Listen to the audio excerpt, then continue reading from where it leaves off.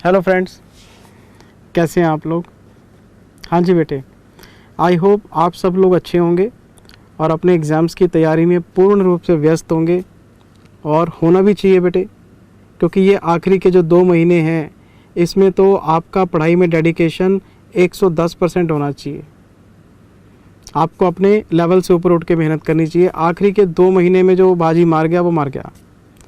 आप पिछले 7-8 महीने में कितना पढ़ते आए हैं उस बात के कोई मायने नहीं है। आखिरी के 2 महीने में इनपुट किसने ज़्यादा दिया इस बात के मायने हैं। रिवीजन करो दबा के अपने कोर्स की और पूरी तरह से अपनी डेडिकेशन से पढ़ाई करो। ट्राई टू गिव योर 100%, ताकि एग्ज़ाम्स के बाद ये गिला शिकवा ना रहे कि अगर मैं थोड़ा सा और पढ़ लेता तो अच्छा हो जाता। नहीं, वो जो थोड़ा सा और पढ़ लेता मेरे और मार्क्स आ जाते, वो गुंजाइश ख़त्म कर देनी चाहिए आपको।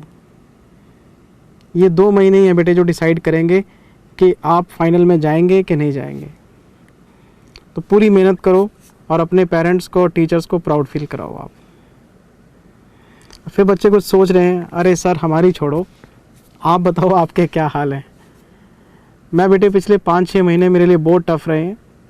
पहले मुझे अप्रैल और मई में कोरोना हो गया, 2-3 महीने उसमें रिकवर करने में लग गए। कोरोना से रिकवर हुआ तो आपको पता है थ्रोट की इन्फेक्शन हो गई और पूरे गले की सर्जरी हो गई मेरी, पर अब मैं रिकवर कर गया हूँ और आपके सामने हूँ। रिकॉर्डिंग स्टार्ट कर रहा हूँ बेटे आज से। फाइनल वालों को मैंने आरटीपी दे दी है, आप लोगों की मैं आरटीपी रिकॉर्ड कर रहा हूँ। तो आज मैं group 1 accounts, group 1 paper 1 accounts, उसकी जो नवंबर 21 की आरटीपी इंस्टीट्यूट की वेबसाइट पे अपलोड हुई है वो मैं आपको रिकॉर्ड करके दे रहा हूँ। और इसमें जो इन्होंने अमेंडमेंट्स वगैरह डाले हैं, बेवकूफ़ हैं ये, 1 नंबर के, बच्चों को कंफ्यूज करते रहते हैं।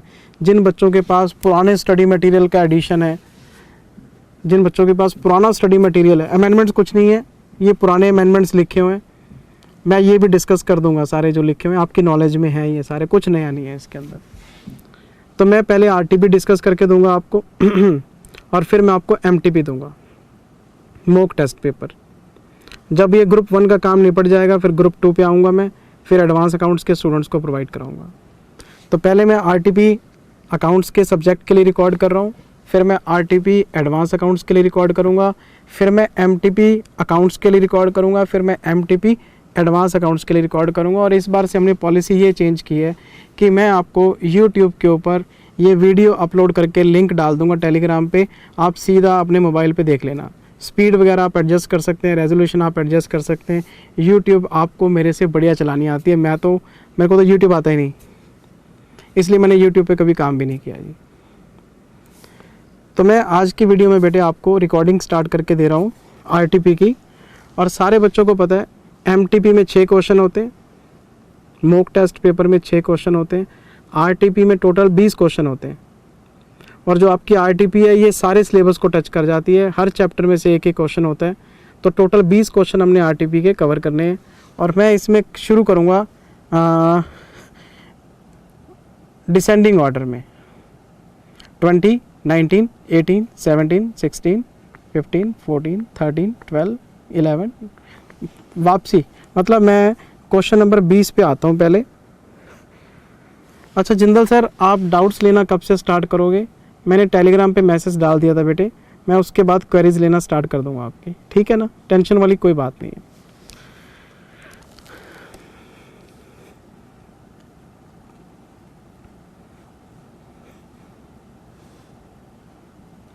जिंदल सर, आपको हमने कॉन्ग्रेचुलेट करना था, आपका रिज़ल्ट बहुत बढ़िया आया सर, आपने इतने सारे रैंक दिखाए। तो मैं एक बात सारे बच्चों को क्लियर कर देता हूँ, ये हमारा कोचिंग, आप इसको बिज़नेस कह लो, प्रोफेशन कह लो, ये सब चीज़ें प्रैक्टिस में हैं, चल रही हैं, तो सब लोग कर रहे हैं। लेकिन अगर मैं प्रैक्टिकल और प्यार से बात करूँ आप लोगों के साथ, तो रैंक हो या बच्चे ने एग्ज़ामिनेशन क्रैक किया हो, वो सारा क्रेडिट स्टूडेंट का है, स्टूडेंट के पेरेंट्स का है। हम उसका क्रेडिट बड़ी बेशर्मी से ले लेते हैं, पर उसमें हमारा क्रेडिट इतना होता नहीं, सारा क्रेडिट स्टूडेंट और उसके पेरेंट्स को जाता है। बच्चे को स्टडी टेबल पे खाना पहुंचाया पेरेंट्स ने, उसको चाय पिलाई, उसको दूध पिलाया पेरेंट्स ने, उसको बैठे कोई सारे काम, उसके मतलब पेरेंट्स क्या कहते हैं बच्चे को भी तू पढ़, बाकी सारे काम हम करने वाले हैं। घर की अगर बेल तक बजती है तो भी पेरेंट्स बोलते हैं कि नहीं तू पढ़, हम हैं। इतना सेक्रीफाइस करते हैं अपने काम्स को, मतलब प्रायोरिटी नहीं देते, बच्चे की पढ़ाई को प्रायोरिटी देते हैं। तो ये सारा क्रेडिट आपके पेरेंट्स को जाता है फर्स्टली, और सेकेंडली बच्चे को जाता है। अगर हमारी टीचिंग में दम होता ना सर, तो मेरे पढ़ाए हुए सारे बच्चे रैंक होल्डर होते ना। ये तो बच्चे के ऊपर है जी, बच्चे की काबिलियत है, उसने क्लासेस का एडवांटेज लिया, हमने तो सबको गाइड किया। तो हमारे पढ़ाए हुए बच्चे फेल भी होते हैं, तो फेल होने का जिम्मेदारी किसकी है? स्टूडेंट की है। जब बच्चा फेल होता है तो सर अरे तू पढ़ा नहीं इसलिए फेल हो गया, और बच्चे का रैंक आ गया, मैंने तेरे को पढ़ाया था तो रैंक आ गया। ये सब बेकार की बातें हैं। हमने मतलब जितने भी हम टीचर लॉबी में हम लोग हैं, मैं सिर्फ अपनी बात करता हूँ। चलो, मैं सारे बच्चों को एक ही मैसेज देना चाहता हूँ, मन लगा के पढ़ो, और कामयाबी का सिर्फ और सिर्फ एक ही मंत्र है, और वो है हार्ड वर्क। बस हम कहते हैं ना किस्मत, luck, hard work. 90% hard work, 10% आपका लक। अब आप कहेंगे सर 10% लक कैसे हुआ और 90% हार्ड वर्क कैसे हुआ? यूट्यूब के ऊपर सब लोग ज्ञान दे रहे हैं, अगर मैं ज्ञान देने बैठ गया आप बोर हो जाओगे। सब लोग ही कुछ ना कुछ कह रहे हैं, बच्चे सबको ही सुन रहे हैं, बच्चा कंफ्यूज्ड है, वो कहता है यार किसकी बात मानो? ए फैकल्टी ये कहती है, बी फैकल्टी ये कहती है, सी फैकल्टी ये कहती है, डी। अब जिंदल साहब ने भी ज्ञान देना शुरू कर दिया, तो जय श्री राम बोलो। 90% हार्ड वर्क और 10% लक का फंडा बताऊंगा आपको, वो आरटीपी के एंड में देखेंगे। मुझे पढ़ाना शुरू करने दो आप, है ना? नहीं तो देखो क्लास कहीं की कहीं और चली जाएगी। मन लगा के पढ़ो, अपना सिलेबस कवर करो, किस्मत के ऊपर डिपेंडेंट रहो ही मत। किसी चैप्टर में अगर 25 क्वेश्चन है तो 25 के 25 करके जाओ। 24 क्यों करके जाओ कि नहीं यार मैं 24 पढ़ के जा रहा हूँ, किस्मत में होगा तो 24 में से आ जाएगा? नहीं, 25 के 25 पढ़ेंगे। हमें किस्मत के ऊपर डिपेंडेंट होना ही नहीं, जहाँ से मर्जी पेपर आ जाए कर लेंगे हम, कोई चक्कर वाली बात नहीं है। इस एटीट्यूड से पढ़ोगे तो लक की ज़रूरत नहीं पड़ेगी आपको, हार्ड वर्क से काम चल जाएगा आपका। भगवत गीता में भगवान कृष्ण कर्म का ही ज्ञान देते हैं। मैं खड़ा हूँ जी क्वेश्चन नंबर 20 पे, मैं डिसेंडिंग ऑर्डर में चलूँगा बेटे, ठीक है मेरी बात? मैं खड़ा हूँ सबसे पहले अकाउंटिंग स्टैंडर्ड 16 बोरिंग कॉस्ट के क्वेश्चन पे, और मैं चाह रहा हूँ कि आप 5 मिनट में नज़र मार लो बेटे। मैं 5 मिनट दे रहा हूँ, क्वेश्चन पढ़ लो आराम से, कोई जल्दबाजी नहीं है अपने को। अगर किसी स्टूडेंट को लगे कि मैंने उसको क्वेश्चन पढ़ने के लिए टाइम दिया, उसका टाइम वेस्ट हो रहा है, वो मुझे फॉरवर्ड कर सकता है, वीडियो आपके पास है, मालिक आप हो। अगर किसी बच्चे को ये लगता है कि मैंने क्वेश्चन पढ़ने के लिए कम टाइम दिया, वो मुझे पॉज कर सकता है, जितना मर्जी टाइम ले लो आप। तो आप वीडियो को अपने हिसाब से एडजस्ट कर सकते हैं, है ना? ये सारे क्वेश्चन मैंने करवाए हुए हैं आपको एएस के। मैंने तो सिर्फ आपको समझाने हैं कि हाँ हमने ये पढ़ा था और उसके अकॉर्डिंग ये क्वेश्चन है। कुछ भी नया नहीं है आरटीपी के अंदर, कुछ भी नया नहीं है। AS 16 बोरोइंग कॉस्ट, शायद आप बच्चों को याद हो कि अगर कोई एंटिटी क्वालिफाइंग एसेट के लिए कोई फंड बोरो करती है और उस पे इंटरेस्ट पे करती है या कोई अदर कॉस्ट इनकर करती है, इंटरेस्ट प्लस अदर कॉस्ट को हमने क्या नाम दिया था? Borrowing cost. और अदर कॉस्ट टोटल में नहीं लेनी होती, अमोर्टाइज्ड पार्ट लेना होता आपने। तो हमने बोरिंग कॉस्ट की कैलकुलेशन सीखी थी। Borrowing cost means interest and other cost which are incurred for the arrangement of funds. फिर हमने पढ़ा था कि क्वालिफाइंग एसेट वो एसेट है जिसको तैयार होने में सब्सटेंशियल टाइम लगता है, but there is no specific definition of substantial time in AS 16। It may be 12 months और लोअर और हायर पीरियड में ऑल्सो भी justifiable based on the circumstances. तो ये जजमेंटल था कि क्वालिफाइंग किसको बोलते हैं। लेकिन टाइम टेकिंग एसेट्स को, जो रूटीन एसेट्स नहीं, आपके हमने एग्जांपल भी लिखे थे, आपके PPE हो गए, आपके इंटेंजिबल्स हो गए, आपकी इन्वेस्टमेंट प्रॉपर्टी हो गई, आपके एक्सेप्शनल स्टॉक्स हो गए, रूटीन स्टॉक से हटके। हमने महंगी शराब का एग्जांपल लिया था, उसको तैयार होने में टाइम लगता है। हमने डीएलएफ की सोसाइटीज़ जो वो फ्लैट बना के बेचता है उसके लिए इन्वेंट्री है, उसको टाइम लगता है डेवलप करने के लिए किसी प्रोजेक्ट को, हमने सारी बातें कर रखी हैं। और अगर कोई भी बोरोड फंड किसी क्वालिफाइंग एसेट के लिए लिया जाता है तो उसकी जो बोरिंग कॉस्ट है वो हम क्वालिफाइंग एसेट में कैपिटलाइज कर सकते हैं, लेकिन उसकी कंडीशन थी कि अगर आप बोरिंग कॉस्ट कैपिटलाइज करना चाहते हो तो कंडीशन नंबर 1 बोरोड फंड में से एक्सपेंडिचर होना चाहिए। पॉइंट नंबर 2, इंटरेस्ट कॉस्ट आपकी एक्चुअल में इनकर होनी चाहिए, इम्प्यूटेड कॉस्ट नहीं ले सकते आप। और उसके लिए मैंने आपको एग्जांपल भी बताया था कि मान लो फंड आपका 10 लाख का है बोरोड फंड, खर्चा आपने 15 लाख कर दिया तो आपको बोरोड फंड पे कैपिटलाइजेशन मिलेगा, 15 पे नहीं मिलेगा। जो 5 लाख एक्स्ट्रा खर्च किए हैं वो इक्विटी में से खर्च किए माने जाएंगे, और इक्विटी की कॉस्ट आपकी बोरिंग कॉस्ट नहीं है, वो इम्प्यूटेड कॉस्ट है, अज्यूम्ड कॉस्ट है, उसको इग्नोर करेंगे। Notional interest can not be capitalise, बहुत डिटेल में बताई हुई सारी बातें आपको। और activities should remain in continuation which are necessary for the completion of qualifying asset. 3 condition आपको मैंने बताई थी, अगर आप ये 3 कंडीशन पूरी कर देते हैं आप कैपिटलाइजेशन शुरू कर लो। लेकिन अगर आप काम करते करते रोक देंगे तो सस्पेंशन आ जाएगा, और अगर काम पूरा कर देंगे तो सेसेशन आ जाएगा। तो मैंने आपको नटशेल में एक बात बताई थी कि काम शुरू करने से पहले का ब्याज और काम खत्म करने के बाद का ब्याज कैपिटलाइज नहीं होता। कमेंसमेंट से पहले का ब्याज और सेसेशन के बाद का ब्याज कैपिटलाइज नहीं होता। तो एक मैंने नटशेल में बात बताई थी WIP स्टेज, कि जब तक आपकी क्वालिफाइंग एसेट WIP स्टेज पे है तो आप ब्याज कैपिटलाइज कर लो, और वो ब्याज P&L में नहीं जाएगा, क्वालिफाइंग एसेट अकाउंट में आएगा। तो ये जो क्वेश्चन मैं आपको रीड कराने जा रहा हूँ क्लास का डिस्कस किया हुआ क्वेश्चन है, शायद 17वां या 18वां क्वेश्चन होगा। नंबरिंग मैंने चेक ही नहीं करी, मैंने बोला चलो AS के क्वेश्चन तो मैं आपको चेक कराई देता हूँ। ये देखो आप, मई 20 में ओमेगा कंपनी ने एक बैंक लोन लिया था जी, डेट को मार्क कर लो, मई 20 कर लिया जी हमने। This loan was to be used specifically for the construction of a new factory building। Building आपकी PPE में, और बिल्डिंग को तैयार करने में टाइम लगता है, क्वालिफाइंग एसेट है। The construction was completed in Jan 21। काम शुरू हुआ मई में, पूरा हो गया जनवरी में। तो मई, जून, जुलाई, अगस्त, सितंबर, अक्टूबर, नवंबर, दिसंबर, जनवरी, 9 महीने में काम पूरा हो गया। तो हम अपने क्लास में पढ़ा था 12 महीने वैसे स्टैंडर्ड टाइम है, लेकिन हायर और लोअर दोनों, 12 से ज़्यादा 12 से कम दोनों जस्टिफिएबल है। तो एग्जांपल किस चीज़ का चल रहा है? बिल्डिंग का। तो बिल्डिंग क्वालिफाइंग मानी जाती है। 9 महीने का ब्याज आप कैपिटलाइज कर सकते हैं। The building was put to use immediately thereafter. जनवरी में बिल्डिंग का काम पूरा हुआ, जनवरी में आपने इसको यूज़ करना स्टार्ट कर दिया। अब मुझे बताओ, रेडी फॉर यूज़ है ना? जनवरी में अगर काम पूरा हो गया तो रेडी फॉर यूज़ हो गया ना। तो रेडी फॉर यूज़ अगर आपकी क्वालिफाइंग एसेट है तो उसके आगे का ब्याज तो कैपिटलाइज हो ही नहीं सकता।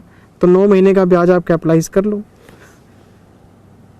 Interest on the actual amount used for the construction of building till its completion was 18 lakhs। Till its completion, इन शब्दों को आप अंडरलाइन करो। बिल्डिंग के तैयार होने तक 18 लाख रुपए का ब्याज बनता है।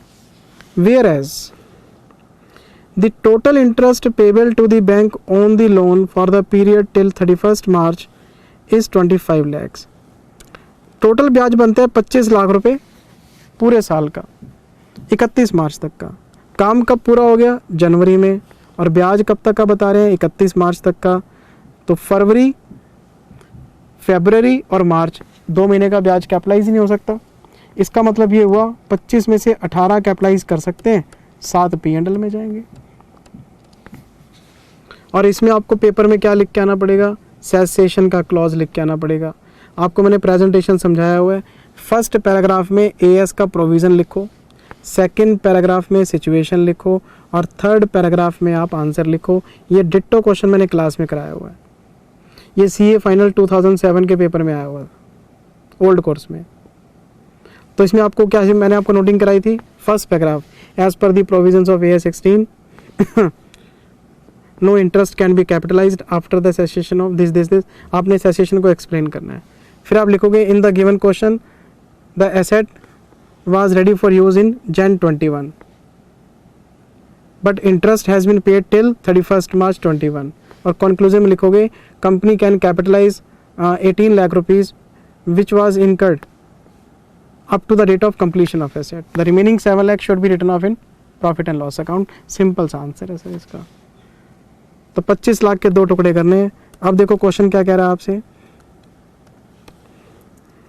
The company wants to treat 25 lakhs as a part of cost of building, thus capitalize it on the loan was specifically taken for the construction of factory building. No. Explain the treatment line. No.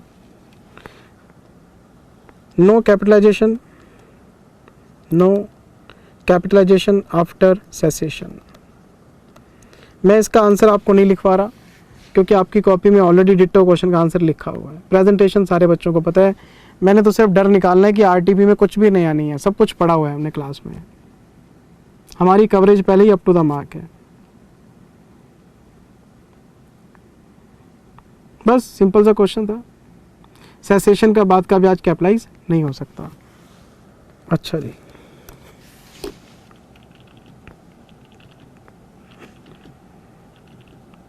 मैं आपको लेके आ रहा हूं जी question number 19 में, और 19 का A part है जी। अच्छा, 2 पार्ट बने हुए हैं, वेरी गुड।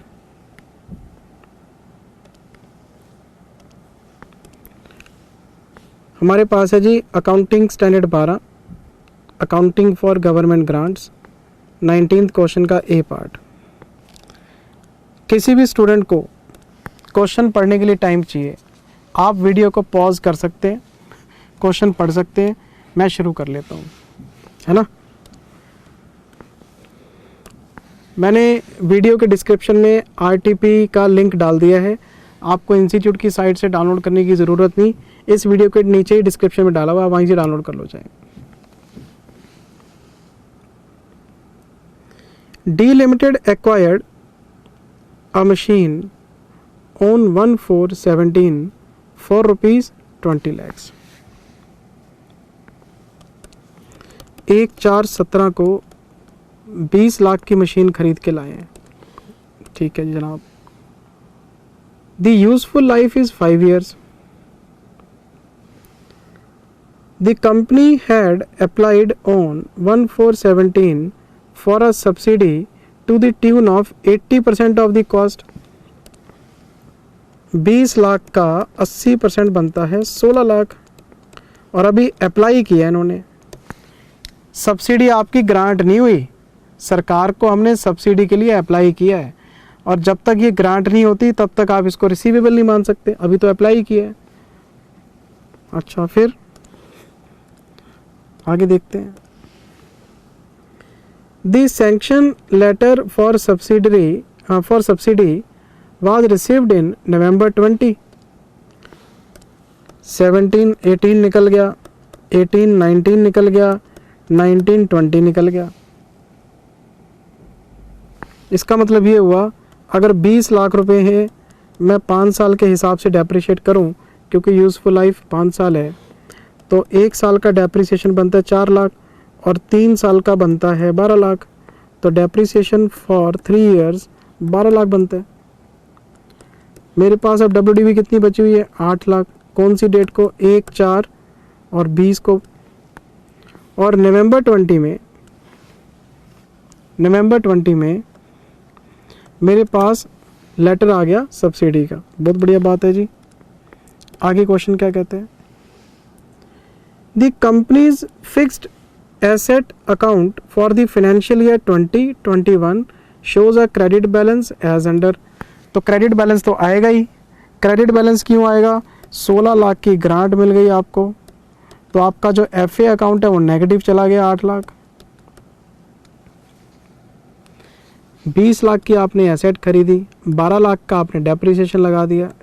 WDV 8 लाख की है, सब्सिडी 16 लाख की है, तो WDV से ज़्यादा आपको ग्रांट मिल गई 8 लाख की, तो ये क्रेडिट हो गया। अब आपसे ये पूछेगा कि इस नेगेटिव 8 लाख का क्या करें, तो नेगेटिव 8 लाख क्या क्या करना है, प्रॉफिट एंड लॉस में जाएगा। आपने एसेट के ऊपर डेप्रिसिएशन लगाया ना 12 लाख का, अगर 20 लाख की एसेट है, 16 लाख की ग्रांट है, तो आपकी कॉस्ट तो 4 लाख ही बची। तो अगर मैं इसको ओरिजिनली डेप्रिशिएट करता तो डेप्रिसिएशन 4 लाख ही P&L में जाना चाहिए था, पर मैंने तो 12 लाख का डेप्रिसिएशन P&L में डाल दिया। तो P&L में मैंने फालतू कितने डाल दिए, 8 लाख। ग्रांट मिली मुझे बाद में, सारे बच्चों को पता है अकाउंटिंग करते हैं प्रोस्पेक्टिवली बेसिस पे, तो जैसे जैसे इवेंट सामने आता है वैसे वैसे अकाउंटिंग करते हैं। मुझे ग्रांट सब्सिडी का पता नहीं था, मैं अपना टोटल डेप्रिसिएशन निकाल के राइट ऑफ करता रहा। अब मुझे पैसे वापस मिल गए, तो मैंने P&L में कभी चार्ज किए थे, मैं P&L में क्रेडिट कर दूंगा। तो ये 8 लाख रुपए जो आपके पास एक्सेस बेनिफिट आया है, ये आपका P&L में क्रेडिट हो जाएगा। मैं एंट्री पास करूंगा, bank account debit to grant 16 lakh, grant account debit to FA 8 lakh, to P&L 8 lakh. 8 lakh ये रहे और 8 लाख ये रहे, और एसेट की वैल्यू 0 हो गई है, करंट ईयर में डेप्रिसिएशन निकलेगा ही नहीं। ये देखो मैं आपको चेक कराता हूँ, ये 20 लाख की एसेट थी, 3 साल का डेप्रिसिएशन 12 हो गया, 8 की WDV है, 16 की ग्रांट है, 8 नेगेटिव हो गया। क्वेश्चन आपसे पूछना चाहते हैं, you are required to explain how should the company deal with this asset in its accounts for this. तो आपने पेपर में क्या लिख के आना है, आपने सिर्फ इतना लिखना है कि जी जो ये नेगेटिव बैलेंस है ये प्रॉफिट एंड लॉस में क्रेडिट हो जाएगा, ठीक है। और there will be no calculation of depreciation, there will be no depreciation on asset in current financial year as the book value of the asset is 0। है ही नहीं एसेट आपके पास। आप एंट्री पास करेंगे ना, bank account debit 16 to grant 16, अगली entry क्या बनेगी, government grant account debit 16 to asset 8 और टू P&L 8। बात खत्म हो गई।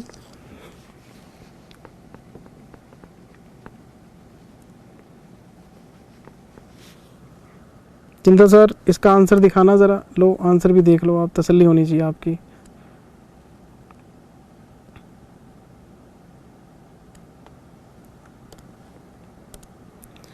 There is no need to provide depreciation for current year or next year as depreciable amount is nil। एक और बात,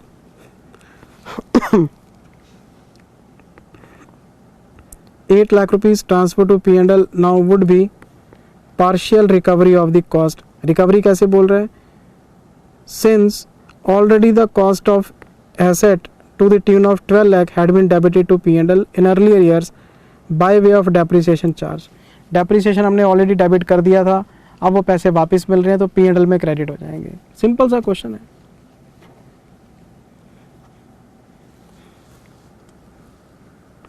प्रमोटर्स कंट्रीब्यूशन की ग्रांट कैपिटल रिजर्व में जाती है, नॉन डेप्रिशिएबल एसेट्स की ग्रांट कैपिटल रिजर्व में जाती है, डेप्रिशिएबल एसेट की ग्रांट P&L को इफेक्ट करती है, ग्रांट्स फॉर एक्सपेंसेस जिसको ग्रांट फॉर रेवेन्यू भी बोल देते हैं हम, वो आपके P&L को इफेक्ट करती है। सारी बातें डिस्कस की हुई है हमने। नॉन मॉनेटरी ग्रांट वो प्राइस में पहले से एडजस्टेड होती है, उसका कुछ करना ही नहीं होता हमने।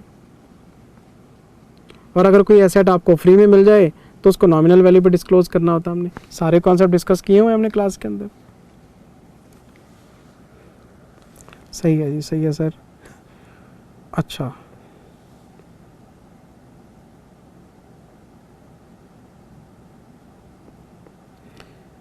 एक हमारे पास है जी 19th का B पॉइंट।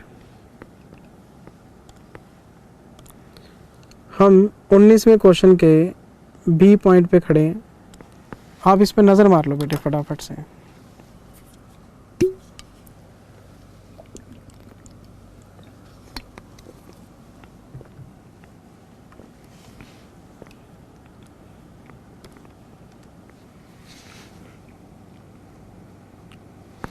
मुझे बस अब फ्यूचर में एक ही बात का ध्यान रखना है कि मुझे अपना थ्रॉट ड्राई नहीं होने देना। तो थोड़ा सा और तो लगता है पानी पीना वीडियो के बीच में, मैं कभी पीता नहीं था इस तरह से, लेकिन अब मेरी मजबूरी हो गई है हर 10 मिनट बाद 15 मिनट बाद, क्योंकि अगर ड्राइनेस आएगी तो स्वेलिंग आएगी। जैसे होता नहीं गाड़ी के अंदर मोबिल ऑयल ख़त्म हो जाए तो इंजन में प्रॉब्लम हो जाती, वही हाल हो गया। AS 13 का क्वेश्चन है जी, इन्वेस्टमेंट्स की बात कर रहे हैं।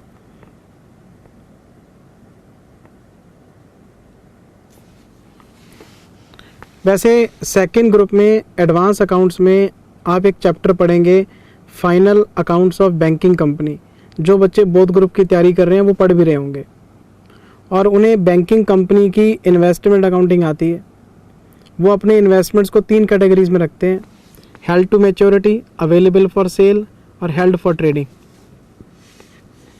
और सबसे मज़े की बात यह है कि अगर कोई बैंक है तो बैंक पे लगता है banking regulation 1949, RBI act 1931। Accounting standard 13 काम नहीं करता उसके ऊपर।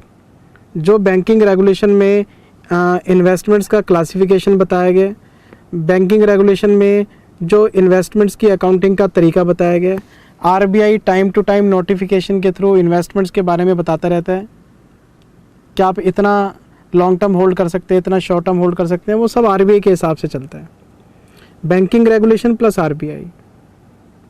लेकिन हमारा अकाउंटिंग स्टैंडर्ड 13 क्या कहता है, इन्वेस्टमेंट लॉन्ग टर्म होते हैं जी, शॉर्ट टर्म होते हैं जी, लॉन्ग टर्म की वैल्यूएशन होती है जी कॉस्ट पे, accept in case of permanent decline, short term की वैल्यूएशन कॉस्ट और NRV which ever is lower. इस क्वेश्चन में सबसे बड़ी ड्रॉबैक ये है कि इन्होंने हमें बैंक की बात करके दी है कि बैंक अपने इन्वेस्टमेंट्स को 3 कैटेगरीज में होल्ड कर रहा है। कौन कौन से, हेल्ड टू मैच्योरिटी ये लॉन्ग टर्म होते हैं, अवेलेबल फॉर सेल ये शॉर्ट टर्म होते हैं, और हेल्ड फॉर ट्रेडिंग ये कैश इक्विवेलेंट्स होते हैं आपके। 3 तरीके से इन्होंने रखा हुआ है। हेल्ड टू मैच्योरिटी की जो वैल्यूएशन है जी वो कॉस्ट पे करते हैं। अवेलेबल फॉर सेल की जो वैल्यूएशन है जी ये मार्क टू मार्केट बेसिस पे करते हैं, मतलब मार्केट वैल्यू पे। और जो हेल्ड फॉर ट्रेडिंग है इनकी जो वैल्यूएशन है वो वीकली बेसिस पे करते हैं। अब आप सोच रहे होंगे जिंदल सर अकाउंटिंग स्टैंडर्ड 13 में तो आपने ऐसा कुछ पढ़ाया नहीं, हमने तो पढ़ा नहीं, आप तो बड़े आराम से क्वेश्चन पढ़ रहे हो। हमने अकाउंटिंग स्टैंडर्ड 13 में ना तो ऐसा क्वेश्चन किया है, ना हमने कोई ऐसा कोई कॉन्सेप्ट पढ़ा है, तो ये कहाँ से आया क्वेश्चन। मैं वही चीज़ आपको बताने वाला हूँ, ये क्वेश्चन अकाउंटिंग स्टैंडर्ड 13 का है ही नहीं, क्योंकि ये तो बैंक का क्वेश्चन है और बैंक काम करता है बैंकिंग रेगुलेशन के हिसाब से। अकाउंटिंग स्टैंडर्ड 13 उस पर लगता ही नहीं। अकाउंटिंग स्टैंडर्ड 13 ना तो म्यूचुअल फंड्स को कवर करता है, ना बैंक्स को कवर करता है, ना अदर फाइनेंशियल इंस्टीट्यूशंस को कवर करता है। वो तो एक जनरल रूल है इन्वेस्टमेंट्स का। अच्छा, net depreciation if any is charge to revenue account, net depreciation if any is ignored. अगर तो कोई डिक्लाइन आ जाता है, नेट डेप्रिसिएशन का मतलब डिक्लाइन आ जाता है तो P&L में डाल देते हैं, एप्रिसिएशन आ जाता है तो as a matter of prudence उसको इग्नोर कर देते हैं। मैं फिर कह रहा हूँ बेकार का क्वेश्चन है। क्यों? क्योंकि क्वेश्चन की लास्ट लाइन में इसका आंसर है। लास्ट लाइन पढ़ो, कहते जी comment whether the policy of the bank is in accordance with AS 13। पेपर में क्या लिख के आना है, पेपर में सिर्फ एक नोट लिख के आना है कि जी accounting standard 13 is not applicable on banking companies or mutual funds or other financial institutions. When accounting standard 13 is not applicable on these type of entities, then valuation of investment of these entities cannot be made as per accounting standard 13. So the framing of question is not correct.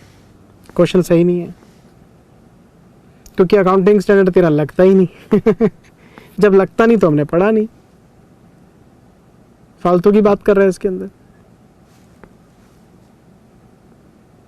मतलब answer नहीं देना, answer में क्या देना है कि जी इस question में अकाउंटिंग स्टैंडर्ड तेरा लगेगा ही नहीं, आप पूछ क्यों रहे हो। और अगर आप इसका आंसर मैं आपको चेक कराऊं, हंसने वाली बात ही और क्या है बताओ। ये देखो,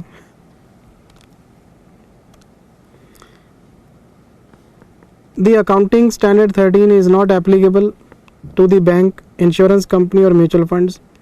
In case of bank, therefore, AS 13 does not apply to it. For banks, RBI has issued guidelines for its classification and valuation of investments. So, bank should apply RBI notifications. बात खत्म हो गई। और बैंक को RBI की बात सुननी चाहिए। अकाउंटिंग स्टैंडर्ड में क्या लिखा हुआ बेकार है वो बिल्कुल। अच्छा जिंदल सर, क्या बैंक्स के ऊपर एएस नहीं लगते? बैंक्स के ऊपर एएस या इंड एएस के अप्लाई होने का जो कॉन्सेप्ट है वो आरबीआई बताता है कि एएस का एप्लीकेशन किस एक्सटेंट पे होगा, किस एरिया में होगा। उसके लिए आपको डिटेल में पढ़ना पड़ेगा, प्रैक्टिकल लाइफ में ऑडिट करने पड़ेंगे आपको।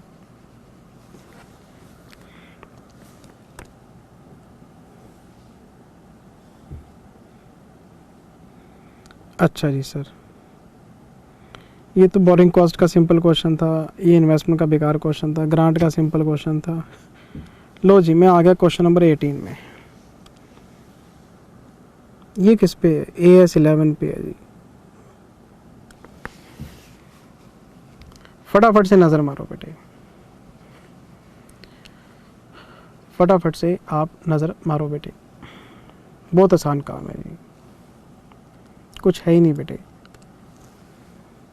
हमने क्लास में इससे खतरनाक खतरनाक क्वेश्चन और इससे बढ़िया लेवल के क्वेश्चन पढ़े हुए हैं।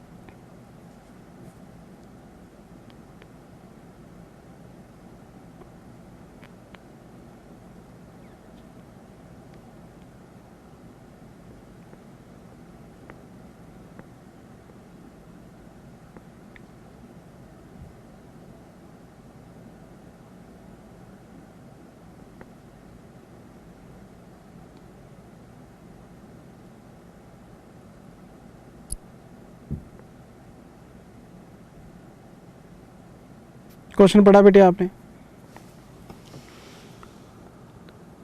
Mona limited purchased a plant for 1 lakh US$ on 1st of December 20, payable after 3 months। अगर मैंने कोई एसेट खरीदी है 1 दिसंबर को, पेमेंट करनी है 3 महीने बाद, दिसंबर, जनवरी, फरवरी, 28 फरवरी को पेमेंट जानी है, यानी बैलेंस शीट डेट का कोई कॉन्सेप्ट नहीं है। हमने 2 तरह के केस पढ़े थे, settlement in same year, settlement in next year. ये तो सेम ईयर का कॉन्सेप्ट है, क्योंकि दिसंबर में आपने मशीन खरीदी है तो आपने एंट्री पास की होगी, plant and machinery account debit to foreign currency creditors, और $1 लाख हैं, स्पॉट रेट से मल्टीप्लाई कर लेंगे। मशीन आपकी नॉन मॉनेटरी आइटम है, फॉरेन करेंसी आपके जो है, फॉरेन करेंसी क्रेडिटर्स आपके मॉनेटरी आइटम है, और जब हम क्रेडिटर्स की पेमेंट करेंगे तो नफ़ा नुकसान देखना पड़ेगा। लेकिन मशीनरी नॉन मॉनेटरी है, एक बार रिकॉर्ड हो गई तो हो गई, उसमें फ्लक्चुएशन नहीं आता। देखना पड़ेगा सर क्वेश्चन क्या कहना चाहता है आपसे। Company entered into a forward contract for 3 months at the rate of 14 आपको मैंने बताया था एक्सपोर्टर को रेट गिरने का खतरा होता है तो वो फॉरवर्ड लेता है, एक्सपोर्टर को रेट गिरने का खतरा होता है तो वो फॉरवर्ड लेता है, लेकिन इंपोर्टर को रेट बढ़ने का खतरा होता है तो वो फॉरवर्ड लेता है। इंपोर्टर को क्या करना होता है? पेमेंट करनी होती है बाहर, और अगर कहीं डॉलर का रेट बढ़ गया तो उसको पैसे ज़्यादा देने पड़ेंगे। एक्सपोर्टर ने वहाँ बाहर से कलेक्शन करना होता है क्योंकि उसने माल बेचा बाहर, अगर रेट गिर गया तो उसको नुकसान हो जाएगा, उसको रेट गिरने का खतरा होता है तो वो फॉरवर्ड लेता है। तो अगर इंपोर्टर और एक्सपोर्टर को लगता है कि उन्हें नुकसान होगा तो वो फॉरवर्ड में जा सकते हैं। तो ये क्वेश्चन किस चीज़ का है? ये सेल का नहीं है, परचेज़ का क्वेश्चन है। हमने को मशीन इंपोर्ट की है, उसके पैसे देने हैं, हमें लगता है डॉलर का रेट बढ़ गया तो मर जाएंगे, $1 लाख देने हैं। इन्होंने फॉरवर्ड ले लिया 49.15 का, लेकिन हमारा जो आज का स्पॉट रेट है वो है 48.85। इसका मतलब ये हुआ बेटे, मैं फॉरवर्ड रेट ले रहा हूँ, ये मेरा स्पॉट रेट बनता है ये, तो मैंने कितने पैसे का नुकसान किया? 30 पैसे का। और अगर मेरे पास $1 लाख हो तो मैंने 30,000 रुपये का नुकसान आज ही कर लिया अपना, ये मेरा लॉस है और ये P&L में चला जाएगा। आप इसे फॉरवर्ड प्रीमियम कह सकते हैं। अगर ये क्वेश्चन एक्सपोर्ट का होता और फॉरवर्ड की वजह से लॉस होता, हम उसे फॉरवर्ड डिस्काउंट कहते हैं, लेकिन इंपोर्ट में हम रेट बढ़ा के ले रहे हैं। हाँ, अब रेट कितना भी हो जाए, इससे ज़्यादा पेमेंट आपको नहीं करनी पड़ेगी, ये पेमेंट आपने लॉक कर दी है। तो ये आपका फॉरवर्ड प्रीमियम आ गया 30,000 रुपये का, जो आपको राइट ऑफ करना है।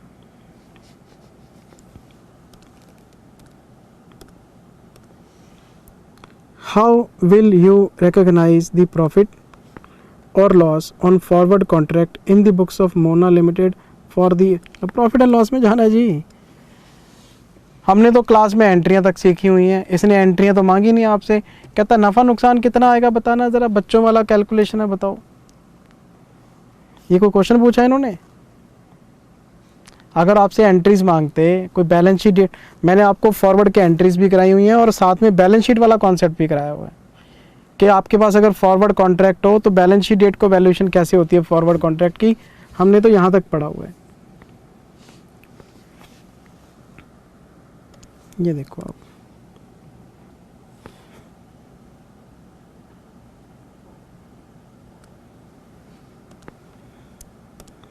लो जी, ये हमारा फॉरवर्ड रेट है जी, ये स्पॉट रेट है जी, 30 पैसे का लॉस हो गया, ये डॉलर, ये 30,000 रुपये राइट ऑफ कर देंगे P&L। ये क्वेश्चन है, बताओ। आपको तो एंजॉय करना चाहिए इन क्वेश्चंस को।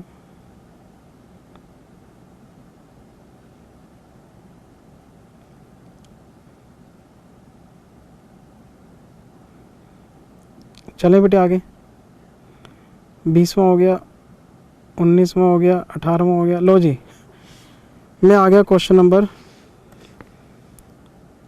17 पे। AS10 का क्वेश्चन है, बच्चा क्वेश्चन है जी, मज़ेदार क्वेश्चन है, छोटा सा प्यारा सा नन्ना मुन्ना सा क्वेश्चन है, पढ़ते ही आप गदगद हो जाओगे, कुछ है ही नहीं।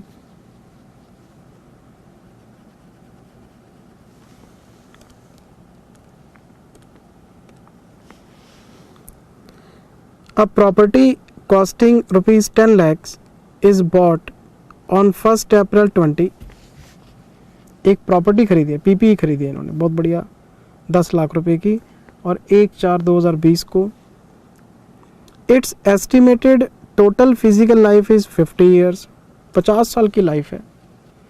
तो डेप्रिसिएशन निकालना क्या मुश्किल काम है, इसको 50 से डिवाइड कर दो, 20,000 एक साल का डेप्रिसिएशन आ जाएगा। देखना पड़ेगा क्वेश्चन क्या कहता है जी।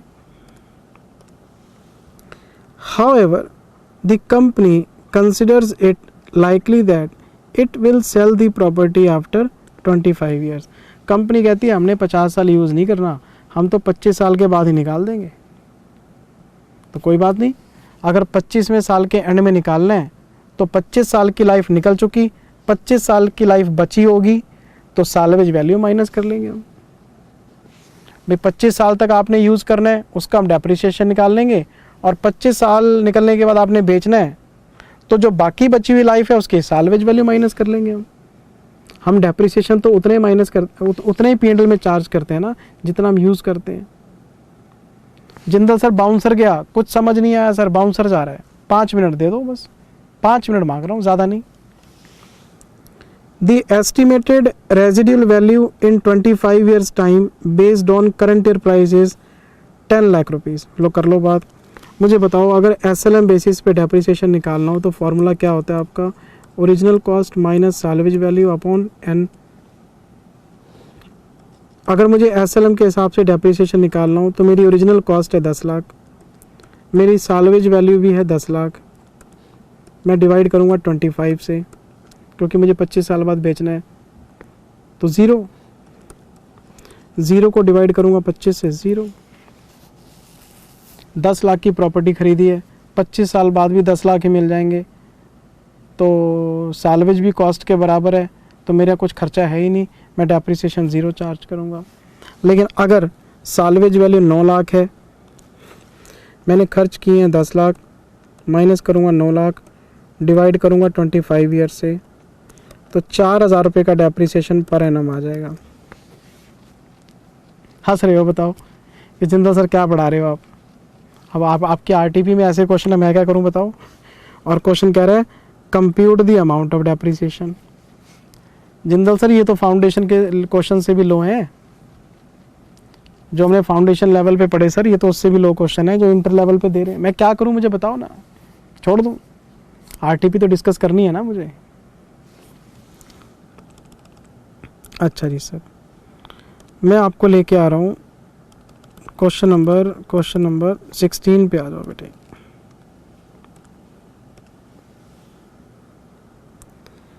AS2 वैल्यूएशन ऑफ इन्वेंट्रीज, ये तो मैंने क्लास में कराया हुआ है, WIP की वैल्यूएशन वाला क्वेश्चन है।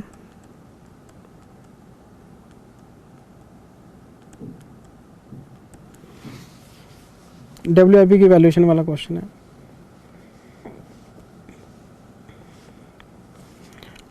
ये तो फिगर्स भी चेंज नहीं किए इन्होंने। ये हमारी जो क्लास बुक है उसका क्वेश्चन नंबर 51 है और क्वेश्चन नंबर 19 है। जब मैंने आपको क्लास बुक दी थी ना, उसमें AS2 के काफ़ी सारे क्वेश्चन है, 40-50 क्वेश्चन है। तो क्वेश्चन नंबर 51 और 19 यही क्वेश्चन है आपका। WIP की वैल्यूएशन करनी है।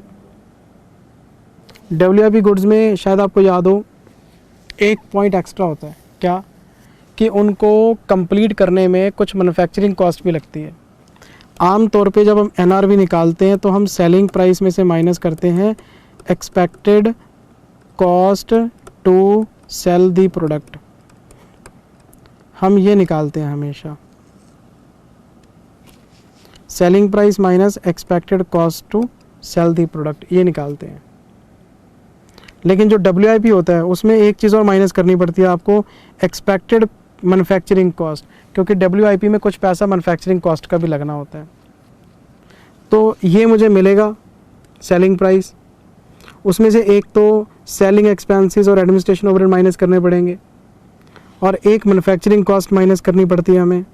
तो पता लगेगा कि नेट में क्या मिलेगा हमें। मान लो मेरे को किसी प्रोडक्ट को बेचने से 500 रुपये मिलने हैं और उस पर 250 खर्च हो जाने हैं, तो मेरी जेब में तो 250 ही आएंगे ना। तो NRV WIP की जब निकालते हैं तो उसमें मैन्युफैक्चरिंग कॉस्ट भी माइनस करनी पड़ती है आपको। सर मैं कोई नई चीज़ नहीं बता रहा, मुझे ऐसे मत देखो प्लीज़, मुझे ऐसे मत देखो, मैंने सारी बातें क्लास में कराई हुई हैं। मैं तो क्वेश्चन नंबर बता रहा हूँ कि क्वेश्चन नंबर 51 खोलो, 19 खोलो क्लास बुक का, ये डिट्टो क्वेश्चन मिल जाएगा आपको। हमने किए हुए हैं सर सारे क्वेश्चन, सारे पॉइंट्स। ये तो मैं RTP रिकॉर्ड कर रहा हूँ क्योंकि सब लोग दे रहे हैं तो मुझे भी देनी पड़ी, लेकिन मेरे करवाने वाला कुछ है नहीं इसके अंदर। ये देखिए 31st March 20, a business firm finds that cost of a partly finished unit on that date is 430। Cost बता रहा है, लो जी कॉस्ट बता दी इसने 430। अब इसका कंपैरिजन करेंगे NRV के साथ। The unit can be finished next year by an additional expenditure of 310। आपको इसको फिनिश करने के लिए 310 रुपये और खर्च करने हैं। The finished unit can be sold for 750, 750 में बिकेगा, 310 रुपये आपको खर्च करने पड़ेंगे और एक आपको 2% ब्रोकरेज भी देनी पड़ेगी सेलिंग प्राइस की। तो 750 का 2% बताओ जी कितना है, 15 रुपये की ब्रोकरेज आएगी। NRV बताओ जी कितनी आएगी, 750 माइनस 310 माइनस 15, 425 कॉस्ट है ये, NRV है ये, which ever is lower 425। The firm seeks your advice regarding the amount at which the unfinished unit should be valued at this for preparation of final account।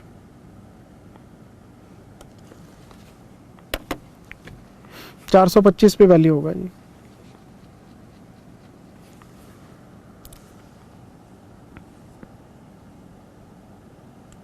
ये रहा जी 425 पे value होगा जी, ये रहा जी 425। 750 मिलेंगे, 310 तो खर्च ही हो जाएंगे बनाने पे, फिर ब्रोकरेज निकल जाएगी, ये हमारे पल्ले पड़ेगा। 430 की कॉस्ट है, विच एवरेज लोअर 430 या 425 आ गया, बात खत्म हो गई। क्वेश्चन है बताओ बेटे, AS के क्वेश्चन। AS इतना बड़ा हुआ है लेकिन अगर आपने अच्छे से पढ़े हुए हैं सारे AS, आपको लगेगा कुछ है ही नहीं। और ये सिर्फ आरटीपी का एक्सपीरियंस नहीं है, जब आप फाइनल एग्जाम्स में बैठेंगे तब भी आपको ऐसे लगेगा जैसे क्लास ले रहे हो आप। अकाउंट्स की टेंशन छोड़ दो, कंडीशन सिर्फ एक है, आपने क्लासेस को ढंग से अटेंड किया हुआ है, सारे क्वेश्चन किए हुए हैं, प्रॉब्लम नहीं आएगी आपको।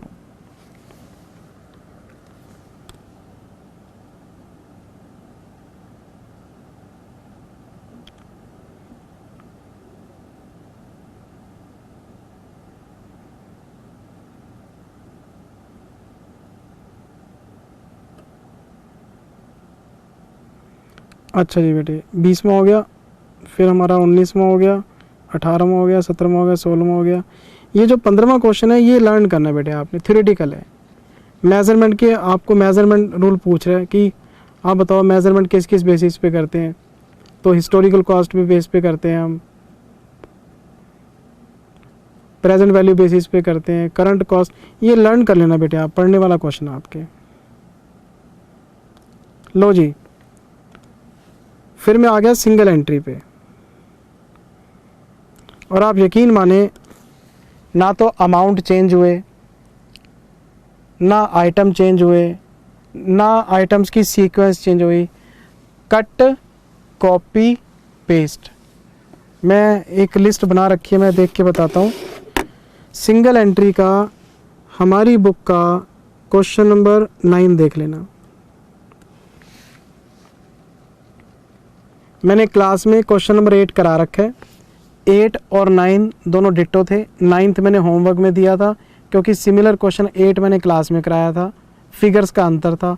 ये 9th क्वेश्चन ही उठा के इन्होंने आपको दे दिया है। क्लास बुक का 9th question, cut, copy, paste, ditto question. अगर आप इसको नहीं करेंगे तो बढ़िया रहेगा, क्योंकि क्लास में किया हुआ है।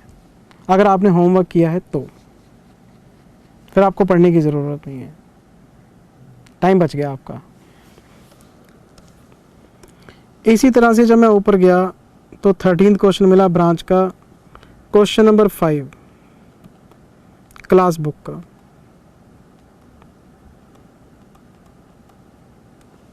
Ditto question number 5। नहीं करेंगे तो काम चलेगा आपका, इस पे टाइम वेस्ट करने की कोई ज़रूरत नहीं है। Question number 12 departmental accounts. ये हमारी बुक का क्वेश्चन नंबर 29 है। Question number 29, cut, copy, paste. ना फिगर में चेंज है, ना आइटम्स में चेंज है, ना सीक्वेंस में चेंज है। वहाँ से क्वेश्चन उठाया, ये डाल दिया। ये क्लास बुक का क्वेश्चन नंबर 29 है। डिट्टो क्वेश्चन, कुछ करना ही नहीं, इस पे मत्था मत मारना, किताब से मैच कर लो। अगर मेरी बात पे यकीन नहीं है और आपको लगता है कि क्लास बुक आपने कर ली है सारी, फिर ये क्वेश्चन रिपीट हो रहे हैं, मतलब ही नहीं बनता। अगर फिगर चेंज हो ना तो मैं आपको फिर भी कह दूँ कि चलो प्रैक्टिस कर लो, फिगर भी चेंज नहीं है बेटे, मैं क्या करूँ। अब डिट्टो क्वेश्चन तो देने का मन नहीं करता। मैं आ गया जी क्वेश्चन नंबर 11 में। ये हमारी क्लास बुक का क्वेश्चन नंबर 26 है। क्लास बुक, फ़र्क क्या हुआ, यहाँ पे 2 लाख है, क्लास बुक में 1 लाख है। यहाँ पे 80,000 है, क्लास बुक में 40,000 है। यहाँ पे 40,000 है, वहाँ पे डिट्टो। इन फिगर्स को हाफ किया हुआ है को, बस कभी फिगर्स को डबल कर देते हैं, कभी हाफ कर देते हैं। डिट्टो क्वेश्चन है, आप किताब खोलो, क्वेश्चन नंबर 26 आपने किया हुआ है। मेरे पास कुछ करवाने के लिए है ही नहीं। कट, कॉपी, पेस्ट, आप मिला लो, मेरे पे ट्रस्ट मत करो, आप मिला लो क्वेश्चन। जो क्वेश्चन मैंने क्लास में ऑलरेडी आपको करा रखे हैं और क्लास वीडियोस में पढ़े हैं, मैं दोबारा से फिर आपको करवाने लग जाऊं, मैं आपका टाइम खराब करूं, मैं बेवकूफ़ी नहीं कर सकता। बेटे पढ़ लो, बहुत इंपॉर्टेंट है, बहुत अरे भैया इंपॉर्टेंट था तो पहले क्यों नहीं पढ़ाया, आरटीपी में ही क्यों पढ़ा रहे हो भैया। ये तो रिविजनरी टेस्ट पेपर है, रिवीजन के लिए होते हैं। 11 क्वेश्चन देख लिए हमने, चलें आगे। अच्छा जी, इसके बाद बेटे, इसके बाद अब हम उल्टा चलते हैं। पहले हमने किया था 20 to 11 है ना, अब हम करेंगे 1 to 10। हाँ, अब नंबरिंग चेंज कर रहा हूँ मैं। पहले हम उल्टा आ गए, पीछे के 10 क्वेश्चन कर लिए, अब आगे के 10 क्वेश्चन करेंगे। और मैं शुरू करूँगा अब क्वेश्चन नंबर 1 से। और ये है बेटे, preparation of statement of profit and loss and balance sheet. Simple सी बात, मैंने आपको पीछे के कई आरटीपी कराए और हर आरटीपी में पहला question P and L balance sheet मतलब कंपनी फाइनल अकाउंट का ही रहता है। और इन क्वेश्चंस का फ़ायदा एक ही होता है, क्या आपको फॉर्मेट सीखने को मिल जाते हैं, क्वेश्चन करने को मिल जाते हैं। तो पीछे के जितने भी आरटीपी हैं, ये तो चलो नवंबर 21 के लिए आरटीपी है, इसके पीछे मैंने सारे आरटीपी आपको रिकॉर्ड करके दिए हैं। हर आरटीपी का पहला क्वेश्चन कंपनी फाइनल अकाउंट का मैंने सॉल्व करके दिया आपको, ये भी सॉल्व करके दूंगा। प्रैक्टिस हो जाती है बेटे, और कुछ नहीं है ना।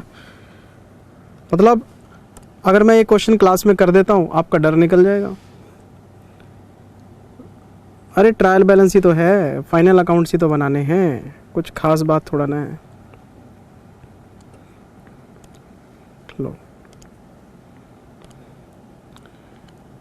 इसमें क्वेश्चन पढ़ने वाली कोई बात नहीं, आपको एक पेज खाली छोड़ना होता है बैलेंस शीट के लिए, और एक पेज खाली छोड़ना होता है प्रॉफिट एंड लॉस के लिए, और हम 2 पेज खाली छोड़ के तीसरे पेज पे वर्किंग नोट स्टार्ट कर लेते हैं अपने। जैसे जैसे नंबरिंग देते जाएंगे वैसे वैसे वहाँ लिखते जाएंगे। तरीका तो आपको पता ही है, हमने कंपनी फाइनल अकाउंट क्लास में डिटेल में पढ़ा, शेड्यूल 3 भी पढ़ा, आरटीपी के सारे क्वेश्चन करा रखे हैं मैंने आपको। एक और क्वेश्चन कर लेते हैं बेटे। क्वेश्चन में फर्स्ट लाइन में हमें क्या कह रहा है जी, ओम लिमिटेड के पास ऑथराइज्ड कैपिटल है 15 लाख रुपए की, जिसमें 6000 रिडीमेबल प्रेफरेंस शेयर्स हैं 100 ईच के, 6000 इंटू 100 6 लाख रुपए। तो इसका मतलब बाकी के 9 लाख इक्विटी शेयर्स के होंगे। 90,000 इक्विटी शेयर्स ऑफ 10 ईच। आपको अच्छी तरह से पता है कि जो आपकी ऑथराइज्ड कैपिटल है, आपकी जो ऑथराइज्ड कैपिटल है, ये बैलेंस शीट के टोटल में नहीं आती, ये सिर्फ प्रेजेंटेशन के लिए होती है। ये कंपनी लॉ बोर्ड की तरफ से मैक्सिमम इशुएबल परमिटेड लिमिट होती है आपकी। The following was the trial balance of the company as on 31 March 21। यानी हमारा करंट ईयर है 2021। अब आपको अच्छी तरह से पता है डेबिट 2 ही चीज़ों के होते हैं, या तो एसेट्स के या एक्सपेंसेस के। क्रेडिट 2 ही चीज़ों के होते हैं, या तो इनकम्स के या लायबिलिटीज़ के। डेबिट में पढ़ेंगे जब भी हमें एक्सपेंस की ज़रूरत होगी, जब भी एसेट्स की ज़रूरत होगी। लायबिलिटीज़ को पढ़ेंगे, क्रेडिट को पढ़ेंगे या तो लायबिलिटीज़ के लिए या फिर इनकम के लिए। एक एक पॉइंट पढ़ते चलेंगे, एडिशनल इंफॉर्मेशन के साथ मैच करते चलेंगे। अगर किसी आइटम से रिलेटेड एडिशनल इंफॉर्मेशन में कुछ मिल गया तो वो भी कंसिडर करेंगे, नहीं मिला तो सीधा लिखते चलेंगे। तो ऐसा करते हैं ना, आप अपनी कॉपी पे एक फॉर्मेट बनाओ। कंपनी का नाम क्या है जी, Om limited.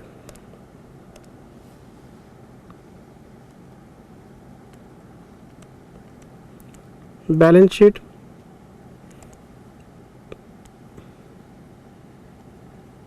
Of Om limited as at 31 March. एक पेज बैलेंस शीट के लिए खाली छोड़ दो, हम एक बार फॉर्मेट स्टार्ट करेंगे, है ना। नोट्स वोट्स लिखेंगे अपने।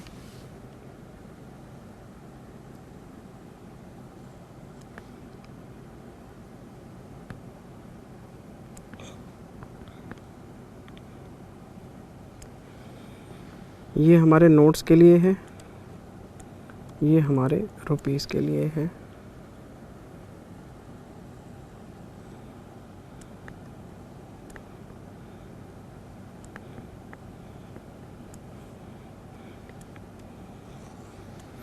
यहाँ लिखेंगे हम इक्विटी एंड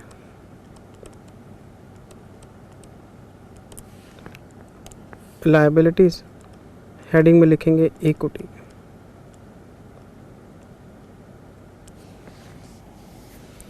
और इक्विटी में लिखेंगे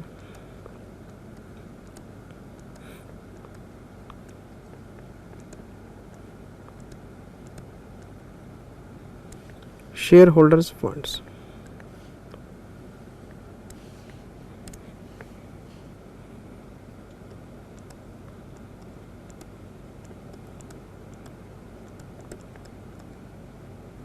शेयर कैपिटल,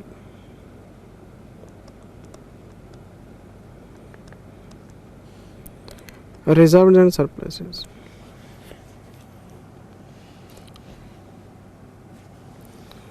कैपिटल के लिए नोट 1, रिजर्व्स के लिए नोट 2। अगले पेज पे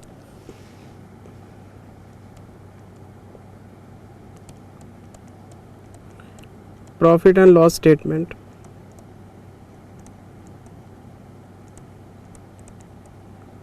of Om limited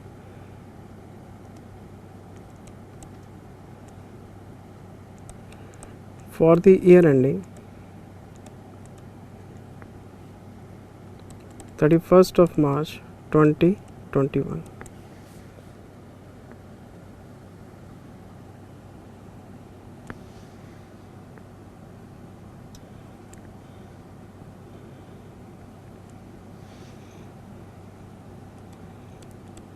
Notes rupees,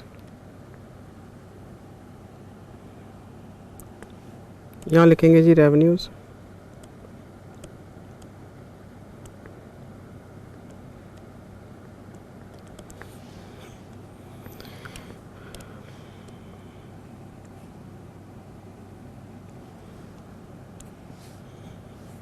अब ऐसा करते हैं, बैलेंस शीट का फॉर्मेट आपको पता है, पी एंड एल का फॉर्मेट आपको पता है, और आपको ये भी पता है कि पी एंड एल के बिना बैलेंस शीट फाइनल नहीं होती, तो क्यों ना हम पहले पी एंड एल ही बना लें।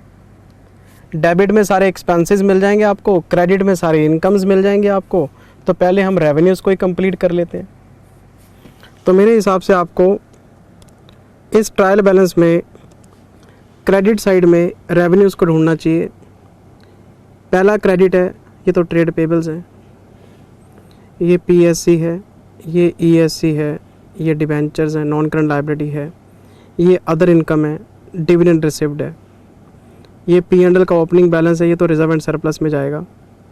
ओपनिंग में करंट ईयर का प्रॉफिट जोड़ेंगे तो क्लोजिंग बैलेंस आ जाएगा, इसको छोड़ो। लो जी, मुझे पहला आइटम मिल गया आपका सेल्स। कितनी सेल है?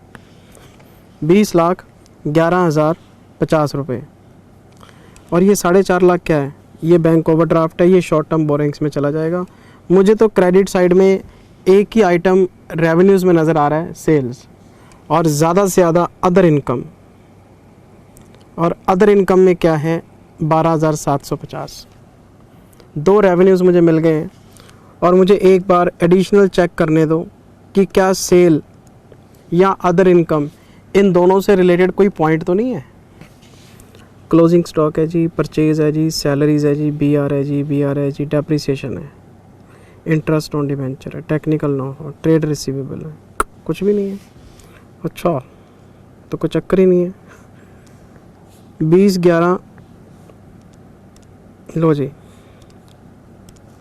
सबसे पहले लिखा मैंने सेल्स, इसके लिए नोट बनाने की कोई ज़रूरत नहीं है। 20,11,250 रुपये।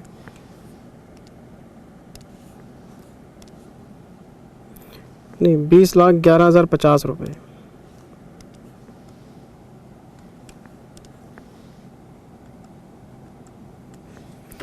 ₹20,11,050 रुपये। अदर इनकम,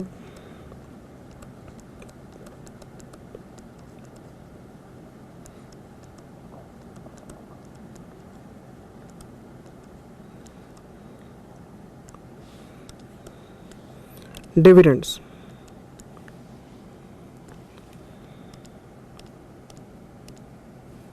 ₹12,750 रुपये।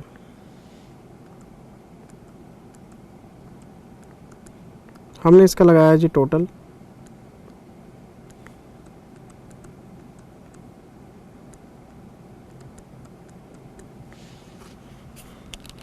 20,11,050 प्लस 12,750 टोटल 20,23,800।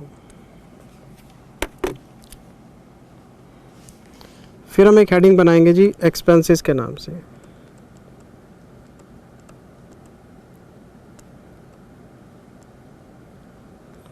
और एक्सपेंसेस में सबसे पहले लिखेंगे परचेजेस।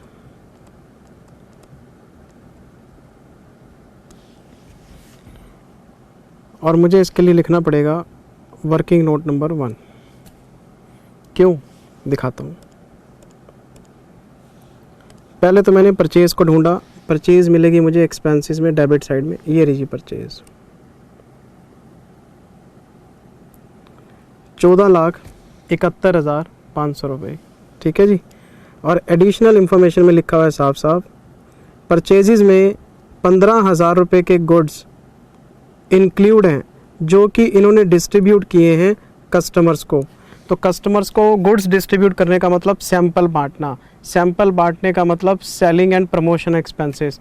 तो मैं करूँगा क्या, ये 15,000 रुपये मुझे परचेज में से माइनस करके अदर एक्सपेंसेस में डालने चाहिए, क्योंकि ये 15,000 रुपये परचेज के नहीं हैं, ये आपके सेलिंग एक्सपेंसेस हैं, क्योंकि आपने सैंपल बांटे हैं। तो परचेज को आपको ठीक करना पड़ेगा और मैं इसको अदर एक्सपेंसेस में ले जाऊंगा। 14,71,500, लो जी।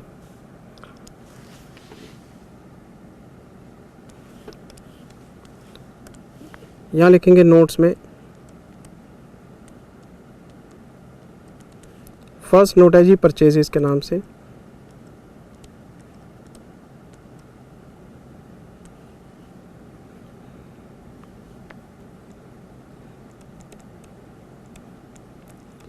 गिवन इन क्वेश्चन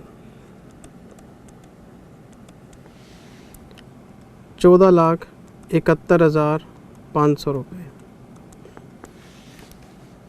और मैं इसमें से माइनस करूंगा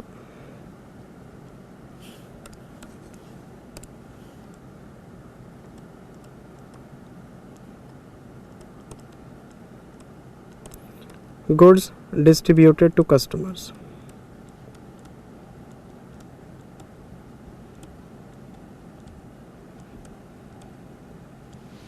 यहाँ से 15,000 रुपये आपको लेस करने चाहिए, और जो भी परचेज़ की फ़िगर आएगी इसको हम P&L में ले जाएंगे।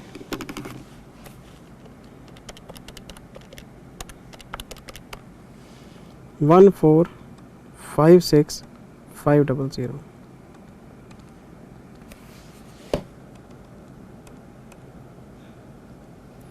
14,71,500 14,56,500, ठीक है जी। 14,56,500 रुपये। फिर आपको लिखना चाहिए चेंजेस इन इन्वेंट्री। ये बात तो सारे बच्चों को पता है कि चेंजेस इन इन्वेंट्रीज का मतलब क्या है, ओपनिंग स्टॉक और क्लोजिंग स्टॉक का डिफरेंस होता है ये। तो मैं जब सेकंड नोट में आऊँगा, एक हेडिंग बनाऊँगा इसमें, चेंजेस इन स्टॉक्स के नाम से। तो मुझे सबसे पहले लिखना पड़ेगा ओपनिंग स्टॉक,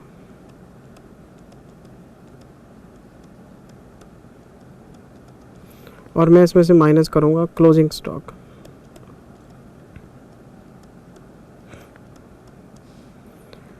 इसके लिए आपको ट्रायल बैलेंस में जाना पड़ेगा।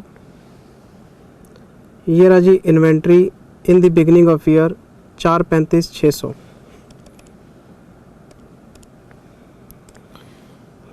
4,35,600।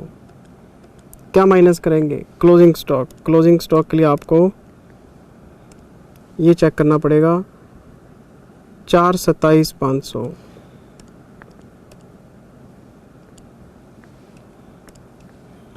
4,27,500। अब एक चीज़ आपको पता है, ओपनिंग स्टॉक ज़्यादा है, क्लोजिंग स्टॉक कम है। अगर ओपनिंग स्टॉक ज़्यादा है तो एक्सपेंस है, क्योंकि ओपनिंग स्टॉक ट्रेडिंग के डेबिट में आता है तो खर्चे का काम करता है। क्लोजिंग स्टॉक ज़्यादा होता तो इनकम का काम करता। तो 435,600 माइनस 427,500, 8100। ओपनिंग स्टॉक ज़्यादा है तो ये आपके खर्चे को बढ़ाएगा, और ये जो क्लोजिंग स्टॉक है इसको बैलेंस शीट में भी लेके जाना है हमने। पहले तो यहाँ लिखो 8100, बैलेंस शीट में आओ, एक हेडिंग हम बनाएंगे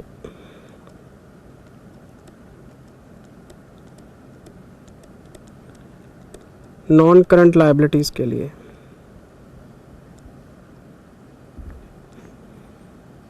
ठीक, फिर हम एक हेडिंग बनाएंगे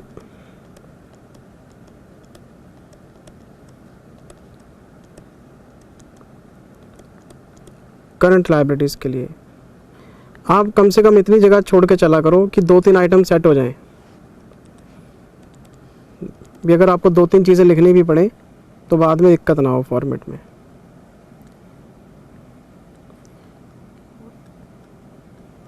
ये हो गया जी टोटल। यहाँ पे हम हेडिंग बनाएंगे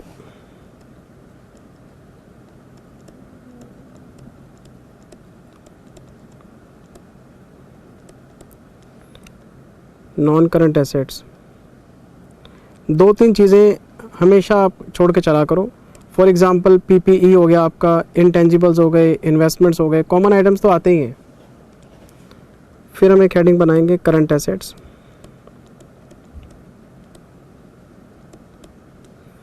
करंट एसेट्स में आपको पता है सबसे पहले हम इन्वेंट्री लिखते हैं, फिर हम ट्रेड रिसीवेबल लिखते हैं, फिर कैश एंड कैश इक्विवेलेंट लिखते हैं। इन्वेंट्री लिख ही देता हूँ मैं, ये तो बाद में फिर हम मिस कर देंगे। कितनी इन्वेंट्री है? 427,500।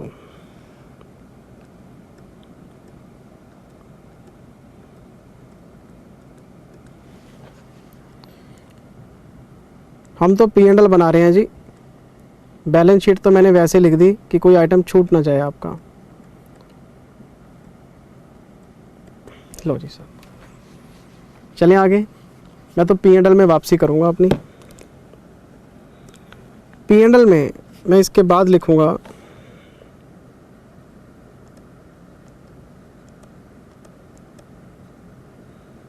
Employees benefit expenses। Third note,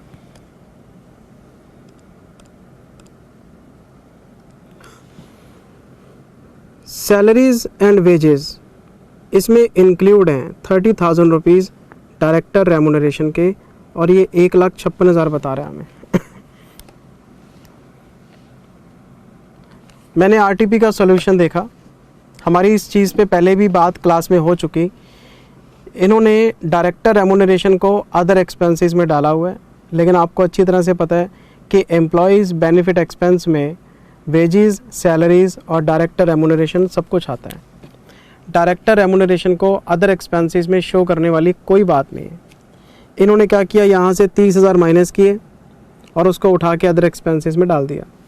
आप माइनस कर लो, लेकिन डायरेक्टर रेमुनरेशन अलग से वहीं दिखाओ एम्प्लॉयज़ बेनिफिट के अंदर ही। अदर एक्सपेंसेस तो वो हैं जिनका कोई हेड ही नहीं है हमारे पास।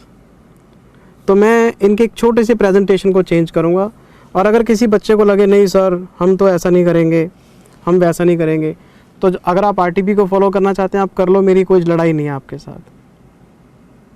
रिज़ल्ट सारे बच्चों को पता है ना, रिज़ल्ट हर बार आता है, रैंक्स हर बार आते हैं। जो बच्चे फेथ रखते हैं, रिज़ल्ट आपको पता है। सर मैं तो सिर्फ एक एडवाइज़र हूँ, मैं प्रोफेशनल हूँ, मैं ज़बरदस्ती कर नहीं सकता, मैं सिर्फ आपको राय दे सकता हूँ कि जैसा मैं कर रहा हूँ वैसा आप करोगे, नंबर मिल जाएंगे।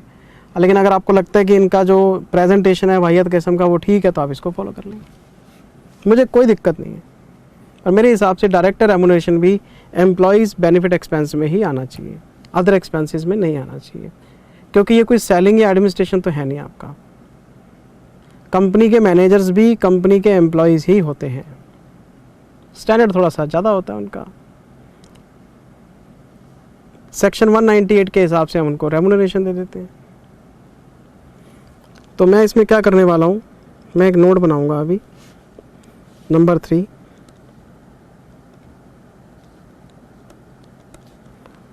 Salaries and wages, employees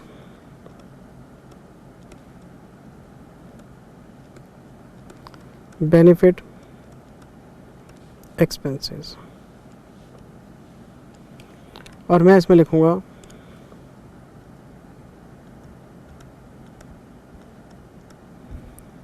salaries to employees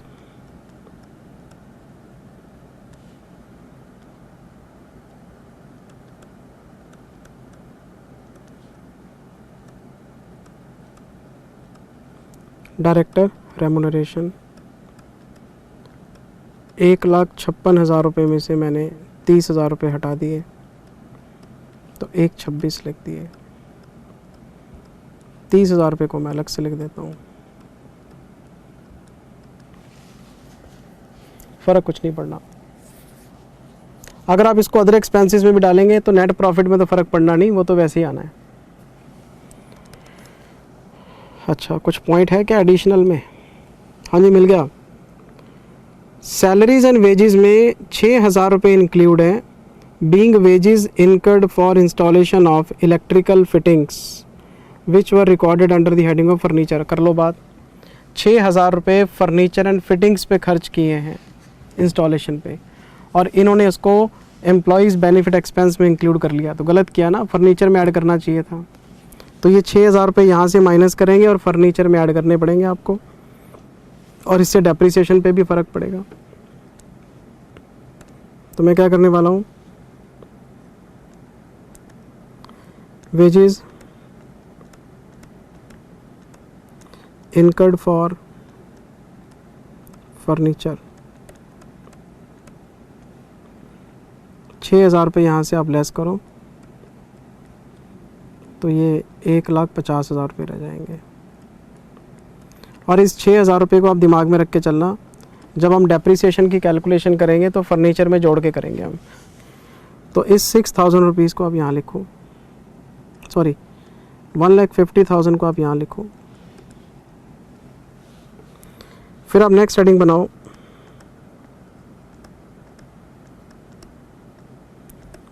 finance charges के नाम से।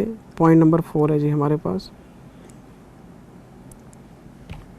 देखना पड़ेगा जी। डेबिट में मिलेगा, खर्चा है ना। लो जी, इंटरेस्ट ऑन बैंक ओवरड्राफ्ट 29,400 है। इंटरेस्ट ऑन डिबेंचर्स हैं, लेकिन 30 सितंबर तक हैं, फर्स्ट हाफ ईयर के हैं। इसका मतलब ये हुआ 6 महीने का इंटरेस्ट आपने पे कर दिया, 6 महीने का इंटरेस्ट आउटस्टैंडिंग है। अकाउंटिंग हम करते हैं एक्रूअल बेसिस पे, तो जो रिमेनिंग हाफ ईयर का ब्याज है हम उसकी एंट्री बनाएंगे interest account debit to accrued interest. तो वो खर्चे में भी डलेगा और बैलेंस शीट में लायबिलिटी साइड में करंट लायबिलिटीज़ में अदर करंट लायबिलिटीज़ में दिखेगा आपको, क्योंकि आउटस्टैंडिंग एक्सपेंस है आपका। अच्छा, 11,250, 29,400, 29,400, 11,250। फाइनेंस चार्जेस,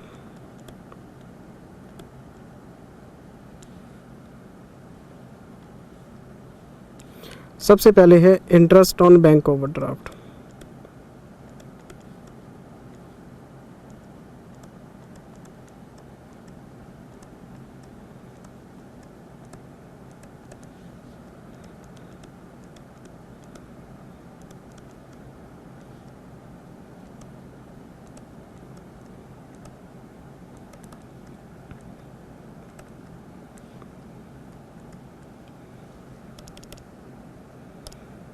उनतीस 400,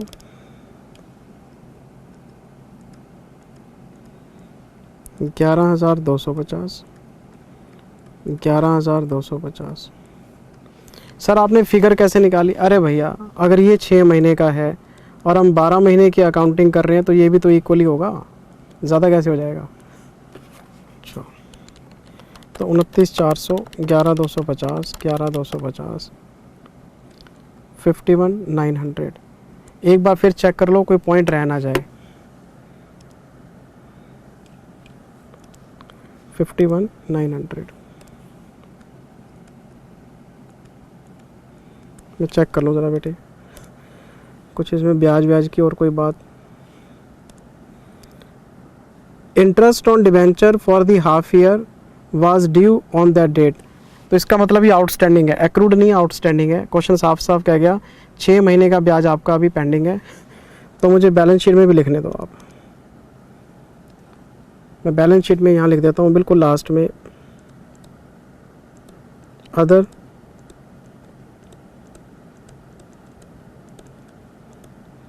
करंट लायबिलिटीज़। अब इसके लिए एक आइटम के लिए वर्किंग नोट बनाने वाली तो कोई बात नहीं है। 11,250। लो जी सर, मैं तो P&L बना रहा हूँ, बैलेंस शीट अपने आप ही कंप्लीट हो रही है। मैं जब P&L में आया तो मुझे नेक्स्ट हेडिंग बनानी है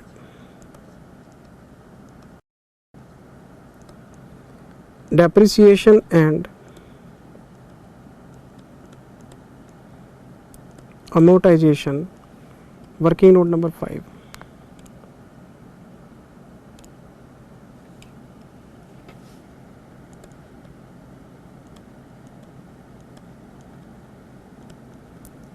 डेप्रिसिएशन एंड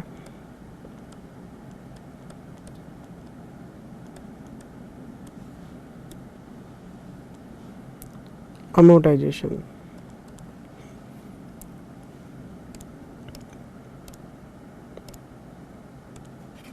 ये देखिए ज़रा, कोई टेक्निकल नाउ हाउ है इनके पास और इस फीस को राइट ऑफ करना है over the period of 10 years. तो टेक्निकल नो हाउ क्या है हमारे लिए, ये तो इंटेंजिबल एसेट है, 10 सालों में राइट ऑफ करना है, ये अमोर्टाइजेशन आ जाएगा। तो मैं ढूंढने चला जी technical know how, technical know how, technical know how, technical, ये मिल गया जी। 4.5 लाख रुपए का टेक्निकल नाउ हाउ है, 10 सालों में अमोर्टाइज करना है 45,000 रुपये। तो बाकी के 4,05,000 बैलेंस शीट में चले जाएंगे इंटेंजिबल की हेडिंग में। अच्छा, तो आसान काम है, मैंने कब बोला मुश्किल काम है जी, मैं तो कहते नहीं कि मुश्किल है।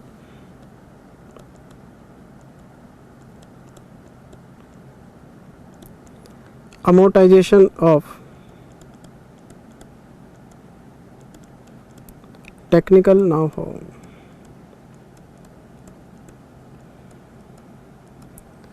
₹4.5 लाख को डिवाइड करेंगे 10 से तो 45,000 रुपये बनेगा। बाकी बैलेंस शीट में जाएगा। लो जी बैलेंस शीट में चलते हैं।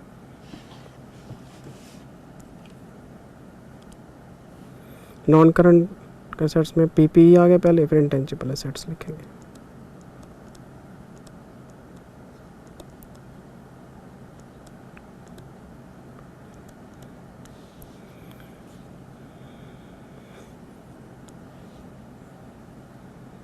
वर्किंग नोट बना लेंगे इसका भी, हम इकट्ठा ही बना लेंगे PPE का और इंटेंजिबल का ना। यहाँ पे भी हम PPE लिख देते हैं। मैं डेप्रिसिएशन का नोट पूरा कर लूँ, फिर इन दोनों को इकट्ठा पूरा कर लेंगे हम।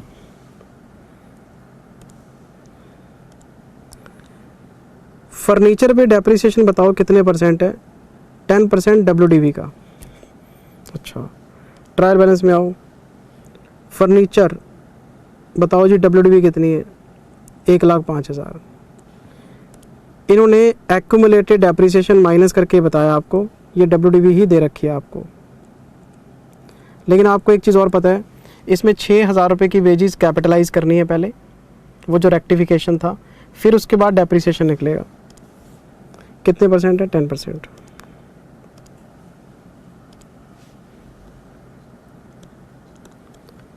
डेप्रिसिएशन ऑन फर्नीचर 1,05,000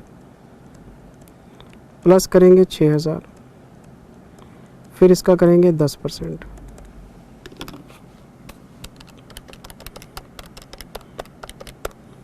₹11,100 लगाओ जी इसका टोटल।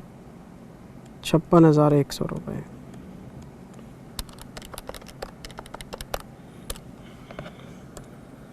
इसको लिखो P&L में,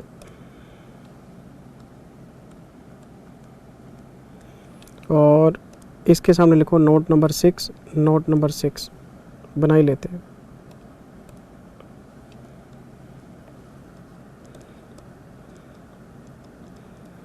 PPE एंड इंटेंजिबल एसेट्स।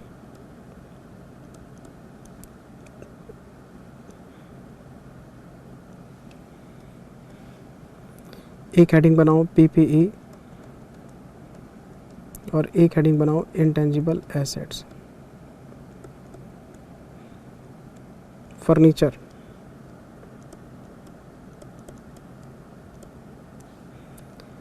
$1,11,000।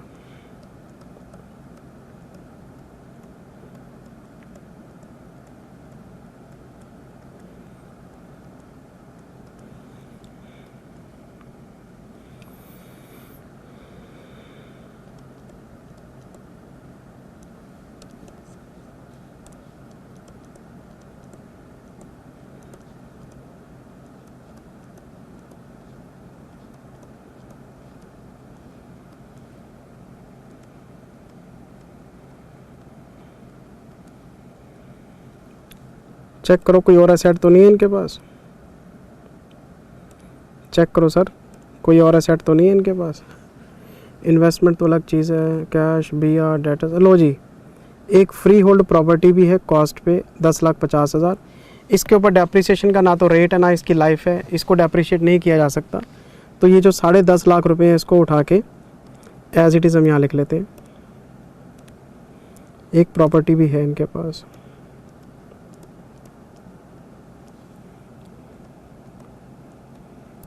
$10,50,000। अब लिखेंगे डेप्रिसिएशन एंड अमोर्टाइजेशन। 11,100 तो यहाँ से माइनस हो गया, 45,000 यहाँ से माइनस हो गया। बताओ जी कितना बच गया। अब इसको हम बैलेंस शीट में ले जाएंगे।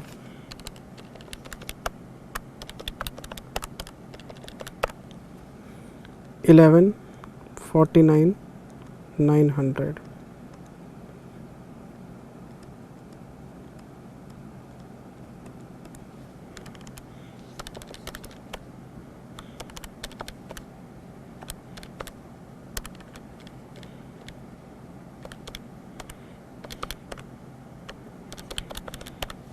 ठीक है जी, 11,49,900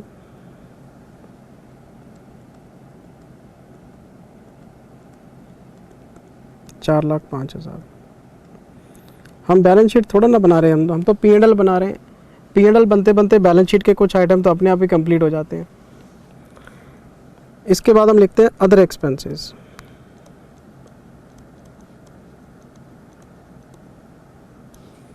working note number 6।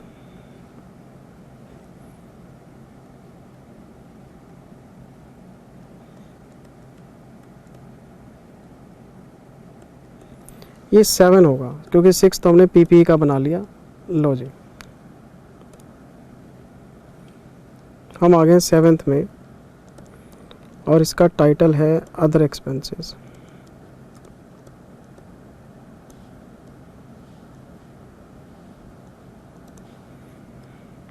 Trial balance में आओ जनाब, एक एक करके सब चेक कर लेंगे हम।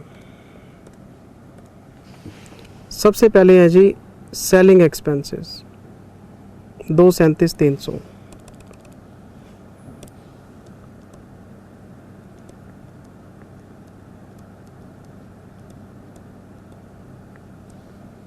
$2,37,300।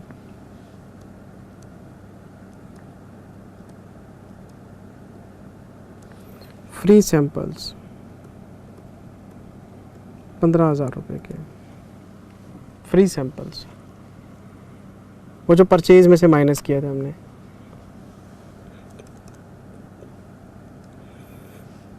और ढूंढो और ढूंढो और ढूंढो और ढूंढो और ढूंढो। ऑडिट फीस कितने की ऑडिट फीस है? 18,000 रुपये की है जी।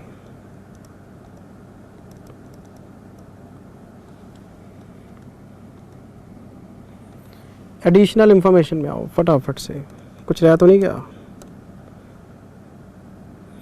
पहले इसमें एक बार फिर चेक कर लो आप। नहीं जी, एडिशनल इंफॉर्मेशन,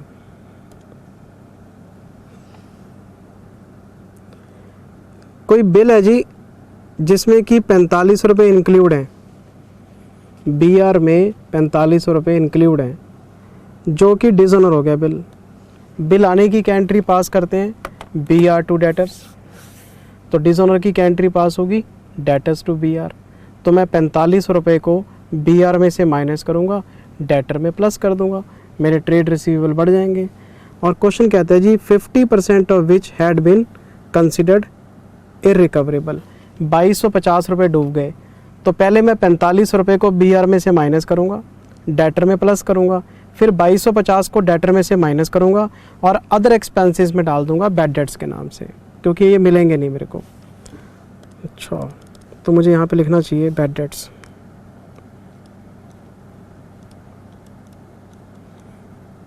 और ये 45 रुपये का 50% है, 2250 रुपये।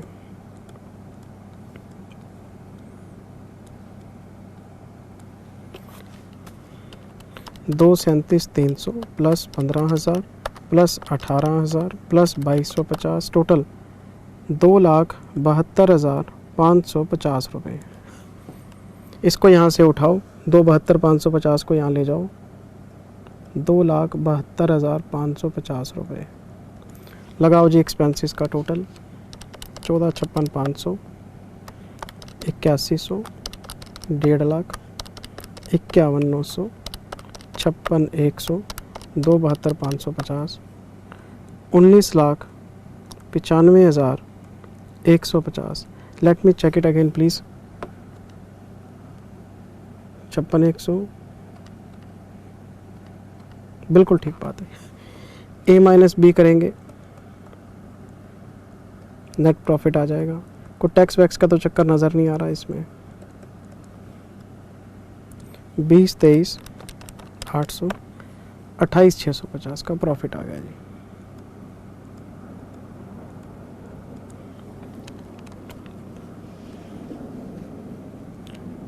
चलिए जी आगे।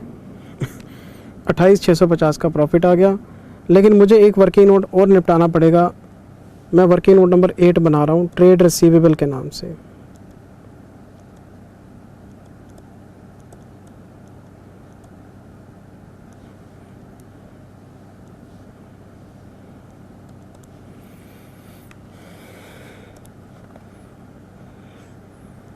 सबसे पहले मेरे पास है बिल्स रिसीवेबल।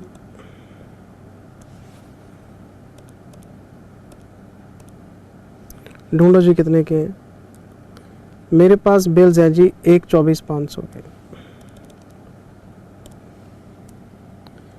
1,24,500 के हैं।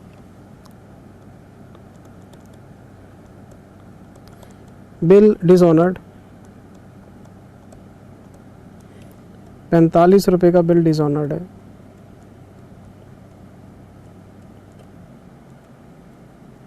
एक 1,20,000 रह गया। मैं आ गया जी बी पॉइंट में।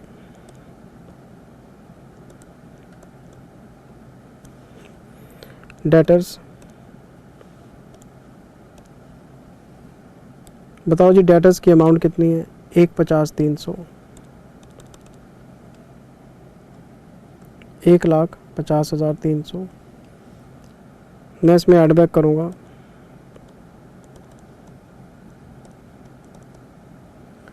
बिल्स डिसऑनर्ड 45 रुपये, बैड डेट्स माइनस करूँगा,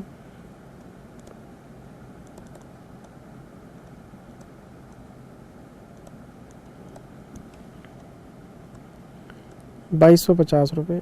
ये बताओ जी कितना आया?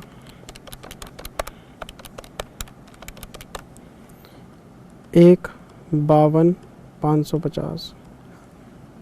ठीक है जी। अब इसके दो ब्रेकअप बनाने हैं। कैसे, ये देखो। ट्रेड रिसीवेबल में 18,000 रुपये इंक्लूड हैं जो कि 6 महीने से ज़्यादा आउटस्टैंडिंग है।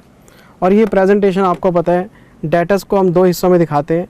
अगर विद इन 6 मंथ्स ड्यू अलग दिखाते हैं और 6 महीने से पुराने ड्यू अलग दिखाते हैं। तो इसके दो ब्रेकअप आपको बनाने पड़ेंगे।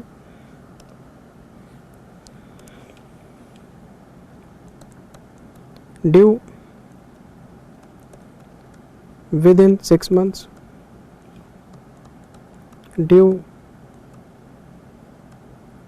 More than 6 months.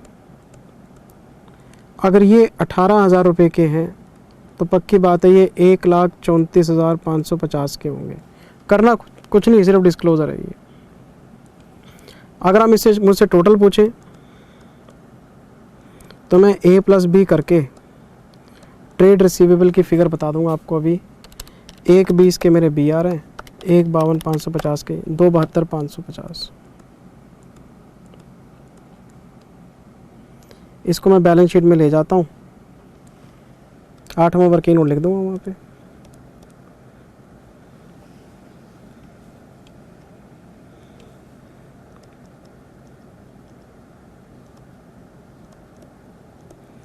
Trade receivable 8वां working note है, 2,72,550 है। अच्छा जी, अब क्या रह गया?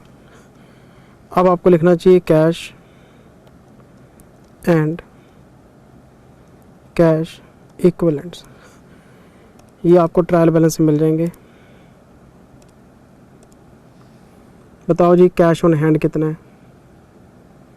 84,000 रुपीज़। बाकी तो सब निपट ही गया, कोई वर्किंग नोट की ज़रूरत नहीं है। 84,000 यहाँ लिखेंगे नॉन करंट इन्वेस्टमेंट्स।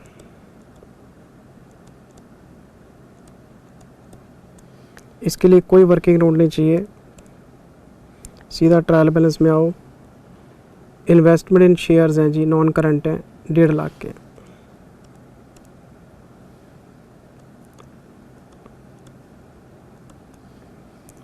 डेढ़ लाख के,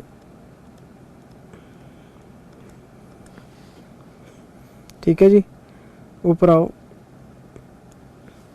यहाँ लिखेंगे शॉर्ट टर्म बोरिंग्स,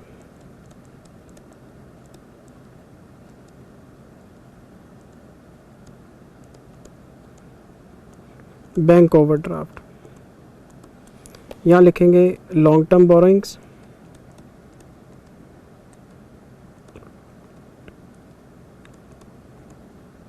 और वो भी डिबेंचर्स। वर्किंग नोट की ज़रूरत नहीं, सिंगल सिंगल आइटम है। ढूंढो। 4.5 लाख के तो डिबेंचर हैं और 4.5 लाख का ही हमारे पास बैंक ओवरड्राफ्ट है। दोनों ही 4.5 लाख के हैं। 4.5 लाख, यहाँ भी लिखेंगे 4.5 लाख। एक आइटम और लिख देते हैं यहाँ पे, ट्रेड पेबल्स।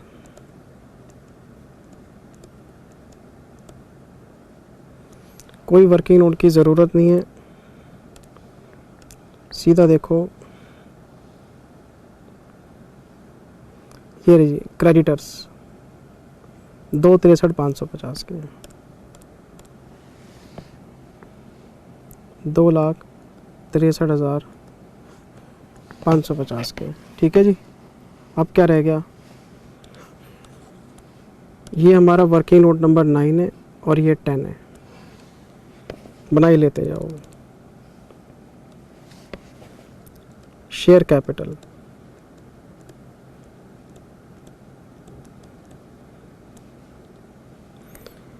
पेपर में आपने यहाँ पे ऑथराइज्ड ज़रूर लिख के आनी है। ऑथराइज्ड शेयर कैपिटल इक्विटी इतनी, प्रेफरेंस इतनी, टोटल मार्क के बस ख़त्म कर दो। मैं आपको ऑथराइज्ड नहीं लिखवा रहा, मैं सीधा आंसर बना के दे रहा हूँ। पेपर में ऑथराइज्ड कैपिटल ज़रूर लिख के आना। मैं यहाँ लिख रहा हूँ प्रेफरेंस शेयर कैपिटल और एक मैं लिख रहा हूँ इक्विटी शेयर कैपिटल।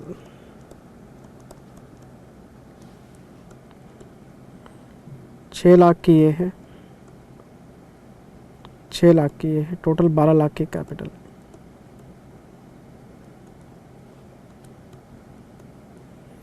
और एक मेरे पास है रिजर्व एंड सरप्लस में रिजर्व्स। मैंने आपको पुराने आरटीपीस में बताया था कि पहले हम लिखते थे रिजर्व एंड सरप्लस, अब हम लिखते हैं सिर्फ रिजर्व्स। सरप्लस वर्ड हटा दिया इन्होंने, सिर्फ रिजर्व्स रह गए हैं आपके।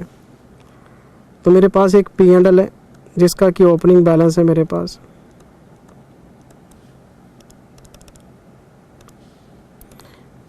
लो जी, कैपिटल भी हो गई, कैपिटल भी हो गई, क्या रह गया, सिर्फ एक P&L रह गया ओपनिंग बैलेंस 85,500 का।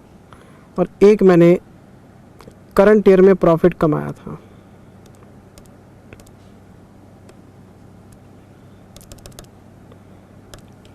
ये तो 85,500 है। एक 28,650 का मेरा नेट प्रॉफिट भी है। लगाओ जी इसका टोटल।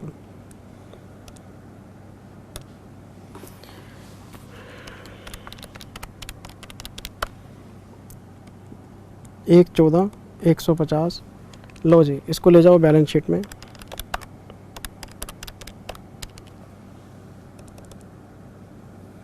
यहाँ पे 12 लाख, 1,14,150, बिल्कुल ठीक है। लो बेटे लगाओ total 12 lakh, 1,14,150, 4.5 lakh, 4.5 lakh, 2,63,550, 11,250, 24,88,950, 11,49,900 plus 4,05,000 plus 150 plus 427,500 plus 272,550 plus 84,000, 24,88,950 balance sheet tally हो गई जी। जिंदल सर, इस क्वेश्चन में एडिशनल इंफॉर्मेशन में एक पॉइंट रह गया सर। कौन सा पॉइंट रह गया? जिंदल सर आपने पढ़ा नहीं, मैं पढ़ देता हूँ कौन सा रह गया। ये देखो जिंदल सर, ये लिखा हुआ है कोई 6,000 रुपये का बिल है जो कि 31 मार्च के बाद मैच्योर होगा, लेकिन डिस्काउंट करवा लिया हमने। अगर हम कोई बिल डिस्काउंट करवा के बैठे हैं और उसकी मैच्योरिटी बैलेंस शीट के बाद है तो वो कंटीजेंट लायबिलिटी है। क्यों? क्योंकि बैलेंस शीट के बाद बैंक हमारे बिहाफ पे उसको प्रेजेंट करेगा और अगर उस पार्टी ने पैसे नहीं दिए बैंक हमसे वापस मांग लेगा। तो ये कंटीजेंट लायबिलिटी है, फुटनोट में डाल देना एक। बैलेंस शीट के बाद क्या लिखेंगे हम, ये देखो,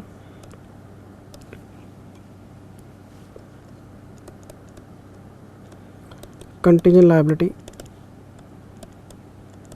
a bill of 6,000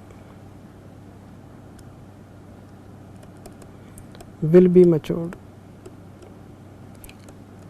after 31st March, which is already discounted.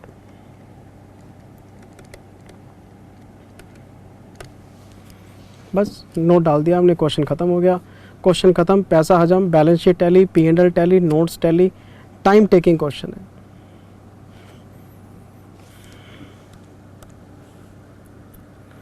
अच्छा जी, फिर मैं आपको लेके आ रहा हूँ अब क्वेश्चन नंबर 1 तो हो गया। 2A में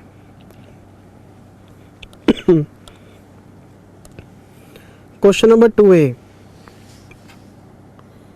you are required to calculate maximum amount of managerial remuneration as allowed as per Companies Act। Maximum तो सर 11% है,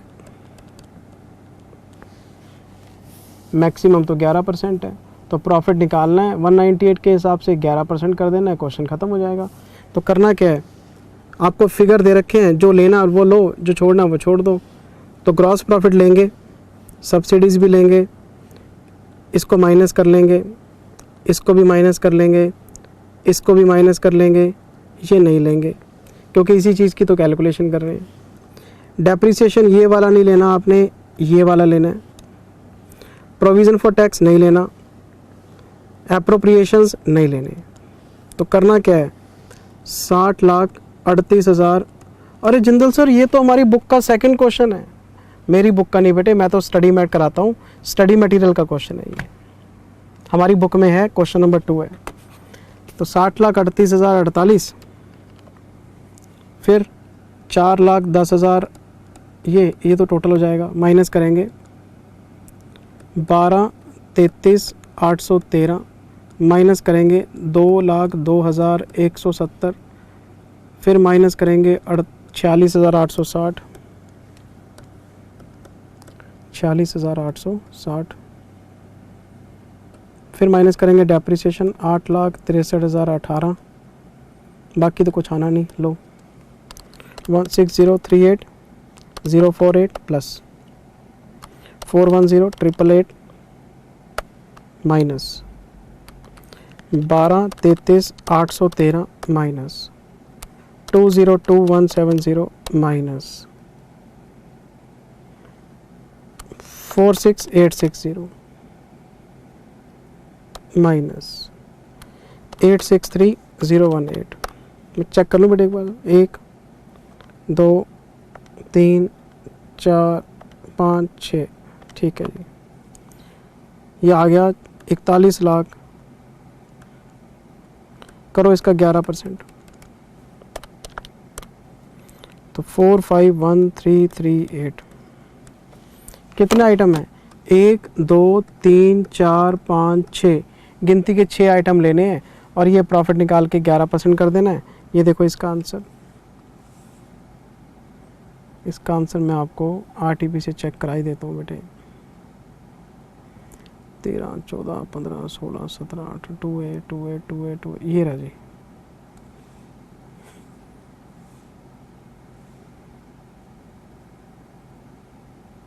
ये देखो जी, 1 2 3 4 5 6 ये आ गया और ये अमाउंट आ गई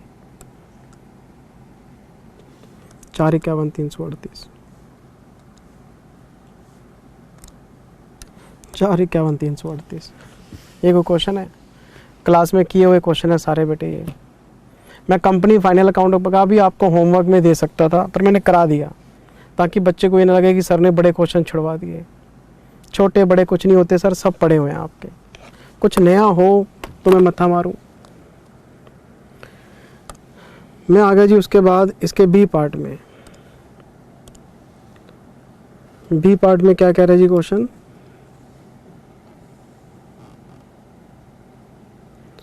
क्वेश्चन नंबर 2 का बी पार्ट ये रहा बेटे।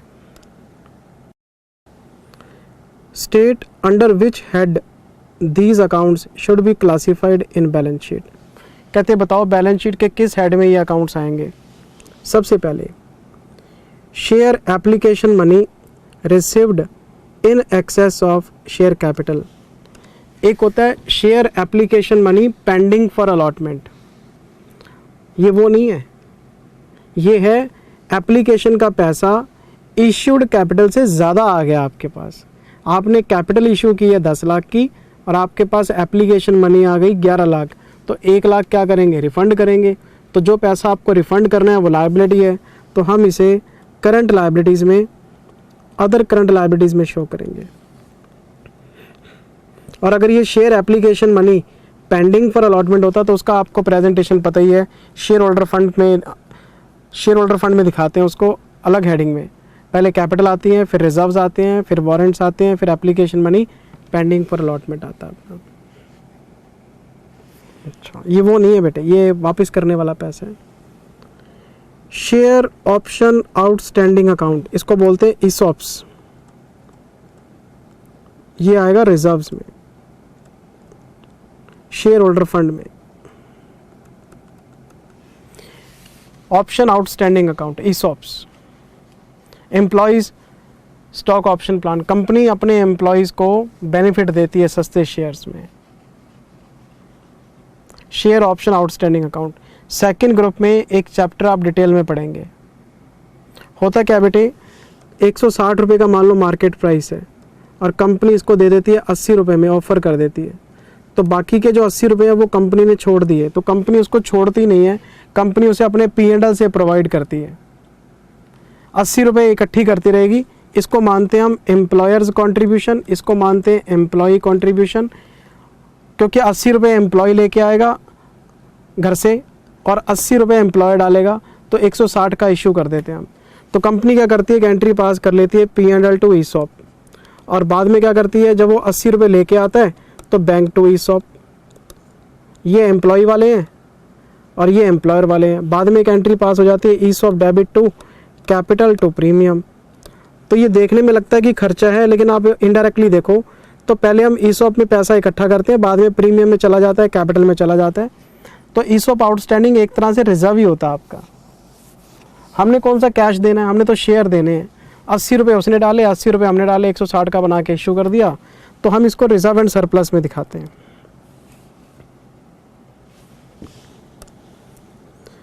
Unpaid mature debenture and interest thereon in, नहीं समझे। कंपनी ने डिवेंचर इशू किए, 5 साल का रिडम्पशन पीरियड है, 5 साल पूरे हो गए, डिवेंचर्स को पे करने का टाइम आ गया अब। तो जब डिवेंचर्स आपके मैच्योर हो गए तो पैसे दो ना, नहीं दे रहे तो हम इसको अदर करंट लायबिलिटीज़ में दिखाएंगे। करंट लायबिलिटीज़ में ये पैसा ड्यू हो चुका है। Uncalled liability on shares and other partly paid up investments, ये कंटीजेंट लायबिलिटीज़ हैं।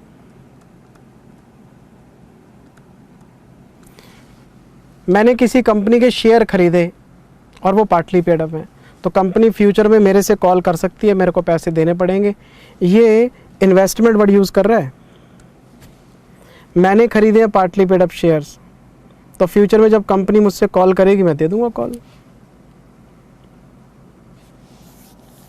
अच्छा, ये हैं कॉल्स अनपेड, इसको बोलते हैं कॉल्स इन एरियर। क्या बोलते हैं? Calls in arrear. आपको पता है शेयर होल्डर फंड में आएगा ये। इसको हम शेयर कैपिटल में से लेस करके दिखाते हैं, कॉल्स इन एरियर को शेयर होल्डर फंड में आता है। ये अलग अलग हेडिंग में शो करना था।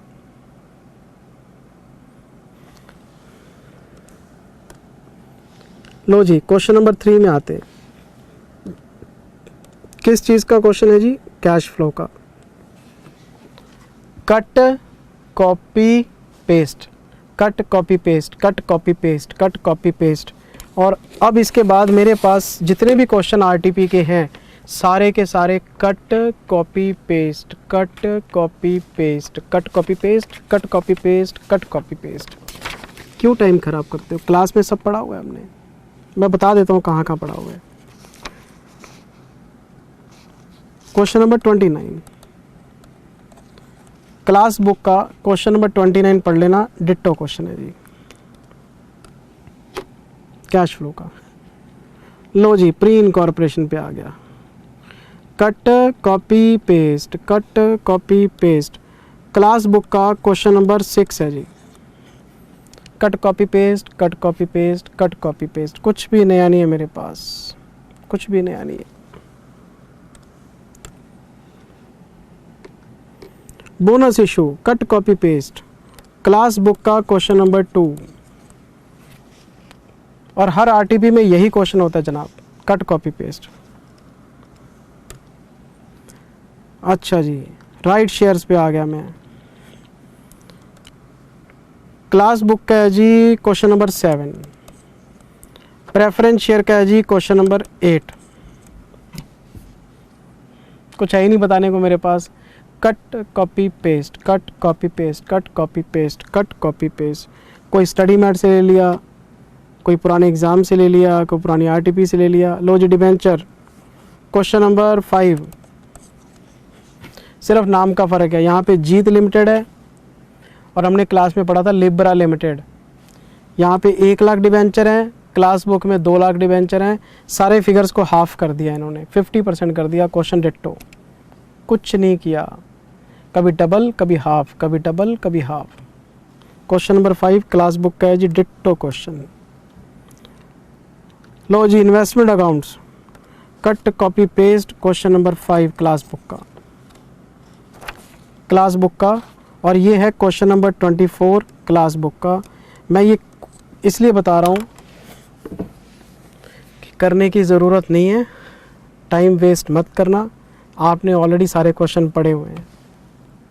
ये आपकी आरटीपी के 20 क्वेश्चन थे और 20 में से मान के चलो कि करवाए तो सारे हुए हैं, कट कॉपी पेस्ट 15-16 क्वेश्चन तो डिट्टो ही निकल आए। ये आपकी आरटीपी है सर। अब मैं क्या करने वाला हूँ, अब आपको लेके आता हूँ अमेंडमेंट्स पे, जो इन्होंने स्टार्टिंग में लिखे हैं और बच्चे कंफ्यूज हो रहे हैं कि सर ये अमेंडमेंट्स क्या हैं। अमेंडमेंट्स, अरे भैया अरे भैया अरे भैया, ये सारे अमेंडमेंट्स पढ़ लिए। देखो एंड में क्या लिखा हुआ है। जिन बच्चों के पास अक्टूबर 20 का एडिशन है स्टडी मैट का, वो एप्लीकेबल है नवंबर 21 एग्ज़ाम्स के लिए, विच इनकॉर्पोरेट्स अबव अमेंडमेंट्स। मुझे एक बात बताओ, मैं खड़ा हूँ अक्टूबर 21 में, अक्टूबर 21 में, और ये कह रहे हैं कि जो अक्टूबर 20 एक साल पहले जो स्टडी मैट आया था उसमें ये सारे अमेंडमेंट्स इनकॉर्पोरेटेड हैं। भैया अगर एक साल पुराने स्टडी मटेरियल में ये सारे अमेंडमेंट्स हैं तो दोबारा से क्यों छाप रहे हो, क्यों बच्चे को कंफ्यूज कर रहे हो। जो बच्चा इससे पुराने वाला स्टडी मैट रेफ़र कर रहा है वो इसको रेफ़र कर सकता है। हद हो गई यार, बताओ। आप ऐसा करो, इंस्टीट्यूट की वेबसाइट पे जाओ, पिछली बार की आरटीपी खोलो, यही अमेंडमेंट मिलेंगे। उससे पिछली बार की आरटीपी खोलो, यही अमेंडमेंट। इन अमेंडमेंट्स को 3 बार छाप दिया, बताओ। और बच्चा पूछता है जी अमेंडमेंट्स क्या है सर, आरटीपी में तो इतने सारे लिखे हैं। भैया पुराने हैं सब, 1 साल पुराने। आपको सब कुछ अपडेटेड हमने दिया हुआ है, आप प्लीज़ उन्हीं क्लास नोट्स को रेफ़र करें। कोई अमेंडमेंट नहीं है, ये सिर्फ इन्होंने कन्फ्यूज़न क्रिएट किया हुआ है उन बच्चों के लिए जिनके पास 1 साल से पुराना स्टडी मटेरियल है, वो रेफ़र करें इसको। और इसमें भी क्या है, कुछ नहीं है, आपके प्रैक्टिकल क्वेश्चंस को इफ़ेक्ट करने वाला कुछ भी नहीं है इसके अंदर। ठीक है जनाब, अमेंडमेंट्स वगैरह नहीं है, ये पुरानी बातें हैं, सब हम पहले डिस्कस कर चुके हैं इसको भी। और जिन बच्चों ने तो पिछले 1 साल में पेन ड्राइव खरीदी है उनको तो सोचने की ज़रूरत ही नहीं है। और जिन बच्चों ने 1 साल से पुरानी पेन ड्राइव रखी हुई है उनको किसी न किसी आरटीपी मैंने एक्सप्लेन किया होगा। So please ignore all these amendments, these are not amendments, these are reprinted amendments. और ये 1 साल से पुराने हैं, पता नहीं क्यों दे रहे हैं, बच्चे को कंफ्यूज कर रहे हैं फालतू में, जो कि इनका पुराना काम है। Thank you very much, take care, bye bye. बहुत जल्दी आपको मॉक टेस्ट पेपर दूंगा सर। धन्यवाद, bye bye, love you, bye bye.